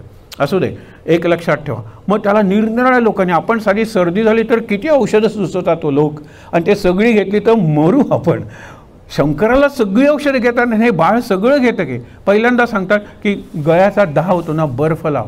हा स्मशानवासी असतो, तो कैलासवासी होतो, लक्षात ठेवा. तो कैलासावरच जाऊन राहतो. बाहेरून बरं वाटतं, दाह आतून होते. विष प्यायल्यामुळे तो अंतर्दाह आहे, इनर इन्फ्लमेशन. ते इनर म्हणजे सुद्धा आत आणखीन आपण बघणार आहोत त्याचा अर्थ. मग कुणीतरी त्याला सांगतं नाही नाही अखंड पाणी अंगावरून सोड, ज्याला आपण शॉवर बाथ म्हणतो ना, त्यांनी गंगा आणून ठेवली की हो, सतत पाणी आहे तरी आतला दाह कुठे थांबला आहे, बाहेरून बरं वाटलं. नंतर म्हणाले चंद्र हा थंड आहे शीतल, म्हणून त्यांनी चंद्र डोक्यावर आणून ठेवला, द्वितीयेचा चंद्र आपण म्हणतो ते बरं वरती वाटलं, पण आतला दाह कुठे थांबला. कुणी सांगितलं की राख लाव, कारण राख म्हणजे सगळी उष्णता निघून गेल्याशिवाय राख तयारच होत नाही. भस्म लावलं सगळीकडे, रुद्राक्ष आतली उष्णता शोषून घेईल, कदाचित हा दाह कमेल, नाही झाला. मग शेवटी नाग किंवा सर्प हे थंड रक्ताचे प्राणी आहेत, म्हणून सर्प गळ्याभोवती वाल, त्यांनी सर्प माळा गळ्याभोवती घातल्या, नाही तो थांबला. कारण बाहेरचा दाहच नाही आहे. बाहेरच्या दाहासाठी सायन्स अँड टेक्नॉलॉजी आहे, बाहेरच्या दाहासाठी मेडिसिन सगळं आहे, लक्षात ठेवा. आपला सध्या प्रश्न आहे अंतर्दाहाचा. तुलसीदासाचं रामचरितमानस गरुड आणि काकभृशुंडी म्हणजे गरुड आणि कावळा यांच्यातल्या संवादाने संपतं. आणि गरुडाचा आपल्यासाठी विचारलेला शेवटचा प्रश्न आहे की मानसिक रोग कोणते आणि त्या मानसिक रोगांवर औषध कोणतं ते आपण इथे बघतोय. लक्षात ठेवा. मग त्याला कुणीतरी सांगितलं बेलाची पानं ती थंड असतात. यांनी बेलाची शय्या केली, बेलाचं पांघरून घेतलं तरी बाहेरून बरं वाटलं, बाहेरून बरं वाटलं. आतला दाह, हा आतला दाह कसा आहे माहीत आहे ना, की आपण म्हणतो की माझा मुलगा पहिला आला म्हणून तुझ्या पोटात का दुखतं. या पोटावर काही तुम्ही सायन्सचं औषध देणार आहात. ही पोटदुखी मनातली आहे, ही पोटदुखी आतली आहे आणि ह्या पोटदुखीवर औषध आपल्याला पाहिजे. किंवा माझा BF म्हणजे बॉयफ्रेंड चांगला आहे म्हणून तू का जळतेस. हे जे जलन आहे त्याला काय बर्नॉल लावणार तुम्ही. हे मन जळतं आहे, मनात मत्सर आहे, मनात क्रोध आहे, मनात हे सगळं कामं सगळे जे षड्रिपू आहेत ना ते मनात आहेत. मग मनावरचे शत्रू आहेत, बुद्धीच्या नियंत्रणाखाली ते शत्रू आणले पाहिजेत. मग अशा वेळेला नारद येतात. सगळे प्रयोग यांनी करून बघितले तरी तो आतून दाह होतोय. मग आतून दाहला त्याला आतून पाहिजे. त्यावेळेला ते म्हणतात तू राम नाम घे. कारण राम नाम इथे सुरू होणार. खरं आपली वाणी सुरू होते नाभीकडे आणि तिथून ते येते, इथे त्याला हवा मिळते. मग ती हवा इथून आत जाते आणि इथे ज्यावेळेला संपूर्ण असा मसाज होतो आणि राम राम राम ओंकारात्मक सगळीकडे स्पंदनं म्हणजे व्हायब्रेशन्स निर्माण करणारं नाम, त्यावेळेला ह्याला शांत वाटतं आणि म्हणतो इतकं मला शांत वाटतंय तर मी थांबू कशाला, मी कायम नाम घेत राहीन. म्हणून कॉन्स्टंट निरंतर नामस्मरणाचा कोण जर नामयोगी असेल तर तो शंकर आहे. शंकर अखंड रामनाम घेत असतो आणि पार्वती त्याला अनेकदा प्रश्न विचारते, त्यातून अनेक प्रसंग निर्माण होतात. एक गमतीदार फक्त संवाद सांगतो एक एक वाक्याचा. पार्वती म्हणते कंटाळ येत नाही का राम राम सतत म्हणून. त्यावेळेला म्हणतो मी तुझ्याकडे बघत असतो कायम, कंटाळ येईल का मला. आता ती पार्वती काय म्हणेल, हो कंटाळा येईल म्हणून. नाही नाही, माझं रूप प्रत्येक क्षणाला निराळं असतं, तसं माझं नाम प्रत्येक श्वासाला निराळं असतं. प्रणव प्रणव, प्रत्येक श्वास नवीन, प्रत्येक नाम नवीन. मला का कंटाळा येईल. अशा त्या दोघांच्या संवादातून रामकथा जाते. मग ते आपण म्हणतो ना, परिसाहो तुलसी रामायण कैलासावरी शिव पार्वती करीती पारायण. परिसाहो तुलसी रामायण ती कथाच आहे. शंभू भवानी, शंकर पार्वती, शिवशक्ती ही ती रामाची कथा सांगतायत. तो राम सीतेचा आहेच, तो दशरथाचा आहेच, पण तो आत्मारामसुद्धा आहेच आहे असा तो राम आहे. त्याचं नाम घ्या असे सगळे संत सांगतात, स्वतः घेतात. आणि नाम हा जो समास आहे, नामस्मरण भक्ती, हा खऱ्या अर्थाने heart and soul of Dasbodh. उद्या आपण उरलेले समास आणि त्या उरलेल्या ओव्या वगैरे बघणार आहोत आणि एक छोटासा उपासनेचा कार्यक्रम घेऊन जाणार आहोत. हा कार्यक्रम तुम्हाला सेल्फ डेव्हलपमेंट बुक्समध्ये तुम्हाला मिळेल. एका पुस्तकाचं नाव आज सांगतो, उद्या पुढचं बघूया. डॉक्टर दीपक चोप्रा हे कोण आहे तो परवा फक्त उल्लेख केला होता. पहिले अमेरिकेत गेले ते योगी महेश. त्या योगी महेशांचे अनेक शिष्य होते, त्याच्यातले हे 3 शिष्य ज्यांनी जग हलवून टाकलं. पहिले SSY म्हणून ज्यांनी काढलं होतं त्यांचे ऋषी प्रभाकर जे आज नाही आहेत. आर्ट ऑफ लिव्हिंगचे श्री श्री रविशंकर ते आहेत. पण अमेरिकेत राहिला हा doctor Deepak Chopra. By profession doctor आहे, पैसे मिळवण्यासाठी अमेरिकेत गेला आणि अमेरिकेत गेल्यानंतर कोणीतरी सांगितलं योगी महेशांकडे जा आणि टर्निंग पॉईंट होता. तो पूर्णपणे भारतीय अभ्यास करायला लागला. मग त्याचं क्वांटम हिलिंग नावाचं पुस्तक आहे. एजलेस बॉडी, त्याला टाईमलेस माइंड, सुंदर पुस्तक आहे. पुस्तकाचं नाव आहे प्रत्येकाला एजलेस बॉडी पाहिजे, तरुण राहायला पाहिजे. आणि मग तुमचं मन टाईम फ्रेमच्या बाहेर काढा ना तुम्ही. टाईमचं तुमच्यावर सतत बंधन असेल तर तुम्ही तरुण राहूच शकणार नाही आहे, हे सांगितलेलं आहे. आणि म्हणून खूप पुस्तक आहे, त्याच्यात एक पुस्तक आहे त्याचं, त्या पुस्तकाचं नाव आहे creating affluence in the field of all possibilities. मराठी भाषांतर असेल. ॲफ्ल्युअन्स वगैरे म्हणल्याशिवाय अमेरिकन स्पर्शच करत नाही. How to become a billionaire overnight, trillionaire, ही ती नावं असतात. ॲफ्ल्युअन्स म्हणजे समृद्धी. तुम्हाला पैसे मिळवायचे आहेत ना, मार्ग सांगतो. In the field of all possibilities ही माझ्या मते वैज्ञानिक व्याख्या आहे परमेश्वराची. परमेश्वरी शक्ती काय, फील्ड ऑफ ऑल पॉसिबिलिटीज. जसं मॅग्नेटिक फील्ड असतं, इलेक्ट्रोमॅग्नेटिक फील्ड असतं, फील्ड ऑफ ऑल पॉसिबिलिटीज. भिंत चालेल. आज तिथपर्यंत सायन्स पोचलेलं आहे, ज्याला टेलिपोर्टेशन म्हणतात, नॉट ट्रान्सपोर्टेशन. इकडची वस्तू तिकडे जाईल, वस्तू जाईल, त्याला ट्रक किंवा विमान किंवा शिप त्याची गरज लागणार नाही आहे. इकडची वस्तू तिकडे जाईल, इथपर्यंत विज्ञान पोचलं आहे. पण मला तो मुद्दाच नाही आहे. मुद्दा हा आहे की ज्या वेळेला आपण आपल्या अध्यात्माचा विचार करतो त्यावेळेला आध्यात्मिक साधना सोपी झाली पाहिजे. 26 अक्षर आहेत A to Z. एक एक दिवसासाठी एक एक अक्षर निवडा त्यांनी सांगितलेलं आहे. ओ आपलं जीवन रोज नवीन होईल. हो ए घ्या, ए फॉर ॲक्टिव्हिटी. मग उठल्यापासून मुंगीसुद्धा चालत असेल कौतुकाने, बघा काय चालते नाही, काय जाता येत नाही. त्या 2 मुंग्या आल्यानंतर एकमेकाला ते कम्युनिकेशन संदेश देतात. मग ते सगळे तिकडे जातात आणि मुंगीनी जरी साखरेचा कण घेतला तरी तो about 10 times the weight of that ant. मला 20 किलो वजन घेऊन चालता येत नाही आणि ती आपल्यापेक्षा 10 पटीनं वजन असलेला तो कण अगेन्स्ट ग्रॅव्हिटी भिंतीवरून चालत जाते. नको नमस्कार करायला त्या मुंगीला. ए फॉर ॲक्टिव्हिटी. मग ते झाड वगैरे हलत असेल, ते लाजाळूचं झाड टच मी नॉट असेल, स्पर्श लावल्यानंतर पानं मिळत, सगळीकडे ॲक्टिव्हिटी चालू आहे या विश्वात. त्या ॲक्टिव्हिटीला नमस्कार. A for activity. B for beauty. जगात काय ब्युटिफुल नाही आहे. गदिमांचं एक सुंदर वाक्य आहे की जगात कुरूप वस्तूच नाही आहे पण आकाशाच्या पार्श्वभूमीवर बघितली पाहिजे. एकही पान नसलेलं जे झाड असतं ज्याला आपण खराटा म्हणतो, त्यातून आकाश जे कोरलं जातं ना, सुंदर दिसतं वडाच्या झाडापेक्षा. वडाचं झाड म्हणजे गच्च, त्याच्यातून आकाश दिसत नाही. पण हे झाड बघा बरं तुम्ही, आकाशाच्या पार्श्वभूमीवर झोपडपट्टीसुद्धा सुंदर दिसते. जगात कुरूपता नाही आहे. तुमचं मन विशाल पाहिजे. मनाचा बुद्धीचा कॅनव्हस आकाश जेवढं मोठं तितकं जगात सौंदर्य. B for beauty. C for charity. C for clarity. किती तुम्हाला शब्द मिळतील. आपण चॅरिटी बघा, प्रत्येक जण देतो आहे. माणूस सोडून सृष्टीतली प्रत्येक गोष्ट शेवटच्या क्षणापर्यंत, शेवटच्या कणापर्यंत देते. आपण पूर्वी निबंध लिहायचो, आत्मकथा आठवत ना, छत्रीचं आत्मवृत्त, पुस्तकाचं आत्मवृत्त लिहित होतो आपण. त्याच्यात शेवटचं वाक्य असायचं, आता बाक म्हणून मी मोडलो आहे, पडलेलो आहे, पण तरीसुद्धा मला वाटतं की त्यांची कॅम्प फायर व्हावी, सगळेजण नाचावेत, मला जाळलं जावं आणि नंतर माझी राख यांनी जी गार्डन तयार केलेल्या शाळेसमोर तिथे टाकली जावी. म्हणजे या मातीत मी कायम एकरूप होईन. शेवटच्या कणापर्यंत आणि क्षणापर्यंत मी माणसाची सेवा करत राहीन. ही चॅरिटी आहे, हे उदारता आहे, हे देणं आहे, हे दान आहे. डीला फॉर डिग्निटी घ्यावं. अहो प्रत्येक गोष्टीला तुम्हाला मी खरं सांगतो, हे बुद्धांनी वगैरे आपल्याला सांगितलेलं आहे की देवाचं वस्त्र पवित्र असेल पण पायपुसणं जास्त पवित्र नाही का. अहो येणाऱ्या सगळ्यांची पायधूळ, ज्याला चरण रज म्हणलेलं आहे, आणि चरण रज डोक्यावर लावतात संत तुकारामा वगैरे सारखे. विचार करा. मग ते पायपुसणं महत्त्वाचं नाही आहे का. रस्ता स्वच्छ राहावा म्हणून ती रस्त्यावरची कुंडी आहे, डस्टबिन, पाणी गटार आहे, तिथे जर मला नारायण दिसला नाही तर मला काय विष्णू सहस्रनाम समजलं. विष्णू सहस्रनाम समजल्यानंतर फॉर एक्झाम्पल 1000 नावं आहेत. आता विष्णू सहस्रनाम सुरू झाला माझ्या जीवनात. अशी कुठलीही गोष्ट नाही. विश्व सगळीकडे आहे ना विष्णू.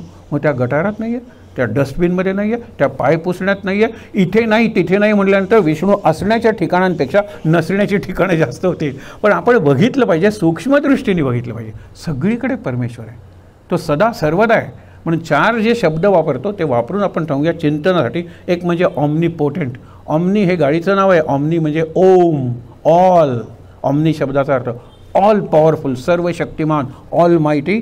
ऑमनीपोटेंट परमेश्वर आहे. ऑमनी प्रेझेंट, सर्वव्यापी परमेश्वर आहे. ऑमनीसायंट, सर्वज्ञ परमेश्वर आहे. आणि ऑमनी विटनेस, सर्व साक्षी परमेश्वर आहे. सर्व शक्तिमान, सर्वज्ञ, सर्वव्यापी आणि सर्व साक्षी जर परमेश्वर आहे तर उरलं काय. त्याला कशाला तुम्ही प्रार्थना करता, माझ्या मुलीचं लग्न होत नाही वगैरे. अरे सर्वज्ञ आहेस, तुला माहीत आहे ना, बस माझ्या जीवनात योग्य असेल ते कर. तू करशील ती तुझी इच्छा आणि माझं प्रारब्ध. चिंताच करू नका तुम्ही, आनंदातच कायम राहा. त्याच्यासाठी दासबोध आहे, त्याच्यासाठी संतांचं वाङ्मय आहे आणि त्याच्यासाठी आध्यात्मिक उपासना आहे. उद्या शेवटचा दिवस आहे. उद्या एक पॅकेज आपण उपासनेचं घेऊन जाऊया इथून. बघूया, आहेत त्या ठिकाणी ताट बसून डोळे मिटूया. परवानगी दिली होती म्हणून मी जरा जास्त बोललोय. शांत श्लोक म्हणूया आणि शांतीपाठ. सदा सर्वदा योग तुझा घडावा, तुझे कारणी देह माझा पडावा. उपेक्षू नको गुणवंता अनंता, रघुनायका मागणे हेची आता. जय जय रघुवीर समर्थ. ओम सहना भवतु, सहनौ भुनक्तु, सह वीर्यं करवावहै. तेजस्विनावधीतमस्तु मा विद्विषावहै। ओम शांति। डोळे बंद करून 3दा दीर्घ श्वासोच्छ्वास। चेहऱ्यावर प्रसन्न भाव, शांत।